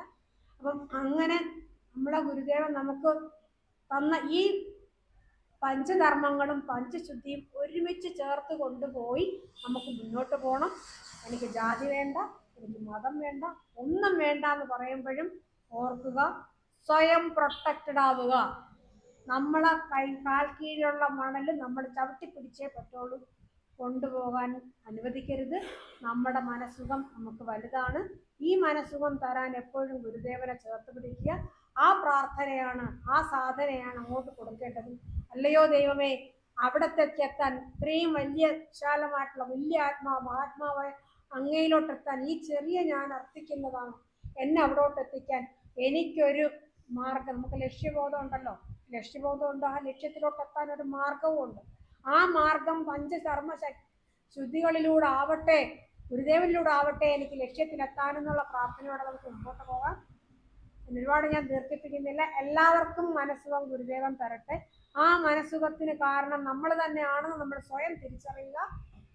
നമുക്ക് നാമേ പണിവതുന്നാകും നരകവും. അതുപോലെ നമ്മൾ എന്ത് കാര്യം ഉണ്ടെങ്കിലും നമ്മൾ ആ പ്രശ്നത്തെ എങ്ങനെയാണോ നമ്മൾ കാണുന്നത് അനുസരിച്ച് നമുക്ക് വരുന്നുണ്ട്. കഴിയുന്നതും ആവശ്യമില്ലാത്ത കാര്യങ്ങൾ മനസ്സിലിട്ട് ബഹളം വെപ്പിക്കരുത്, കളയുക. നല്ലതല്ലൊരുവൻ ചെയ്ത നല്ല കാര്യം മറപ്പത്, നല്ലതല്ലാത്ത ഉടനെ മറന്നു.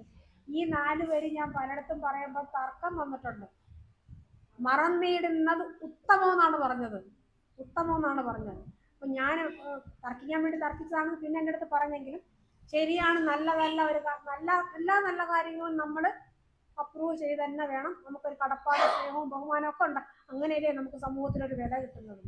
ഞാൻ മനുഷ്യനായിട്ട് ജീവിക്കണം. മനുഷ്യനായിട്ടാണെങ്കിൽ ആ വില എനിക്ക് കിട്ടണമെങ്കിൽ എൻ്റെ പ്രവൃത്തിയിലൂടെ കിട്ടുള്ളൂ. ഞാൻ അവൾ ചത്തെന്ന് പറയരുത്, ഞാൻ മരണപ്പെട്ടു എന്ന് പറയണം. അതിനുള്ള പ്രവൃത്തി നമ്മളെ മാർഗത്തിലൂടെ നമ്മൾ ഉണ്ടാക്കണം. അപ്പം അങ്ങനെ നല്ല കാര്യം ചെയ്യുന്നത് മറക്കാനും പാടില്ല. എന്ന് കരുതി ചീത്തക്കാര്യം ചെയ്തു പോകും. മനുഷ്യനല്ലേ, ദൈവമൊന്നും അല്ലല്ലോ. ചീത്തക്കാര്യങ്ങളൊക്കെ ചെയ്തെന്ന് വരും. ആ ചെയ്യുന്ന കാര്യം ഉത്തമമെന്നാണ്. അപ്പം ഞാൻ ഉത്തമം എന്നാണ് പറഞ്ഞതേ, ഉത്തമം. അപ്പം എൻ്റെ അടുത്ത് പറഞ്ഞത് അങ്ങനെ മറക്കാൻ പറ്റുമെന്ന് ചോദിച്ചു. മറക്കാൻ പറ്റും സംഭവം, ഞാനും പറയുന്നു മറക്കാൻ പറ്റില്ല. എൻ്റെ അമ്മ മരിച്ചു, എനിക്ക് മറക്കാൻ പറ്റുമോ? എനിക്കുണ്ട് ആരെങ്കിലും എന്നെ കുത്തി നോക്കിച്ചു മറക്കാൻ പറ്റും? ഞാൻ മറക്കില്ല, ഒരിക്കലും ഞാൻ മറക്കില്ല. പക്ഷേ ഓർക്കാതിരിക്കാൻ ശ്രമിക്കും. ഓർത്താൽ ഞാൻ തളരും. ഒരുപാട് വിഷമം ഞാൻ അനുഭവിക്കുന്ന ഇപ്പം ഞാൻ 2 മാസം പ്ലാസ്റ്റർ ഇട്ട് കിടന്നു. ആ സമയത്ത് പെട്ടെന്നുള്ള ഒരു വെപ്രാളവും എനിക്കൊരു ബുദ്ധിമുട്ടുണ്ടാകും. ആ ഒരു ദിവസം എനിക്ക് ഭയങ്കര ഒരു ഹൈക്കിലെത്തിപ്പോയി. ഞാൻ ഒരുപാട് പ്രശ്നങ്ങളുണ്ടായി. ആദ്യം ഇപ്പോഴും എനിക്ക് ഓർക്കുമ്പോഴും ഞാൻ തളർന്നു പോകും. ആ ദിവസം ഞാൻ ഓർക്കാതിരിക്കാൻ ശ്രമിക്കും. ആരെൻ്റെ അടുത്ത് ചോദിച്ചാലും ഞാനത് പറയില്ല എന്താണ്. കാരണം ഞാൻ കഴിയുന്നുണ്ട്. അപ്പോൾ കഴിയുന്നത് ഞാൻ ഓർക്കാതിരിക്കാം, മറക്കാൻ പറ്റിയില്ലെങ്കിൽ ഓർക്കാതിരിക്കാം, ഓർത്ത് വിഷമിക്കാതിരിക്കാം, ഓർത്ത് പകരം ചെയ്യാതിരിക്കാം. കോപം വരണം, അങ്ങനെയല്ലേ? ശ്രദ്ധിക്കാതിരിക്കും. നമ്മൾ തമ്മിൽ എന്തെങ്കിലും പ്രശ്നം ഉണ്ടെങ്കിൽ നാളെ എന്നെ കാണുമ്പോൾ അവൾ വരണം എന്ന് ചിന്തിക്കും. പക്ഷെ ആ ചിന്തിക്കുന്ന അത്രയും സമയം എൻ്റെ അടുത്തുള്ള ദേഷ്യമാണ്. ആ ദേഷ്യത്തോടൊപ്പം ഉള്ളിൽ കുറച്ച് ദേഷ്യം കാണും. ഞാൻ പോയിക്കും, നാശം പോയിക്കോ, കുറേ സമയത്തേക്ക് ആ ഒരു ഇഷ്ടമായിരിക്കും. അതേസമയം അടുത്ത ദിവസം കാണുമ്പോൾ എന്നെ കാണുമ്പോൾ വിഷ് ചെയ്യുകയാണെങ്കിൽ ഈ ജന്മം ഇങ്ങനെ തന്നെയാണ്, നന്നാവില്ല, അങ്ങനെ ഇരിക്കട്ടെ എന്ന് വിചാരിച്ചാൽ കളയുകയാണെങ്കിൽ നമുക്കൊരു മനസ്സുഖം കിട്ടും. അപ്പം എൻ്റെ മനസ്സുഖത്തിന് എന്താണോ നല്ലതെന്ന് എനിക്ക് അറിവിലൂടെ കിട്ടിയ ആ ബുദ്ധി ഉപയോഗിച്ച് വിവേകരമായി ചിന്തിച്ചിട്ട് അത് നിയന്ത്രിച്ച് കൊണ്ടുപോകണം എന്ന് കരുതി. നേരത്തെ ഞാൻ പറഞ്ഞാൽ ആരെ ഉപദ്രവിക്കാനോ വിഷമിപ്പിക്കാനോ ഒന്നുമല്ല, എന്നിലോട്ട് ഒതുങ്ങാനുമല്ല. കഴിയുന്നതും ഗുരുദേവൻ ആശിച്ചതുപോലുള്ളൊരു സമൂഹം നമുക്ക് ഉണ്ടാവണം. ഒരുമയോടെ ഒത്തൊരുമയോടെ നമ്മുടെ മനുഷ്യനായിട്ട് ജീവിക്കാൻ ഗുരുദേവൻ അനുഗ്രഹിക്കട്ടെ. ഇത്രയും വലിയൊരു ഗ്രൂപ്പിൻ്റെ മുമ്പിൽ വരാനും സംസാരിക്കാനും ഗുരുദേവൻ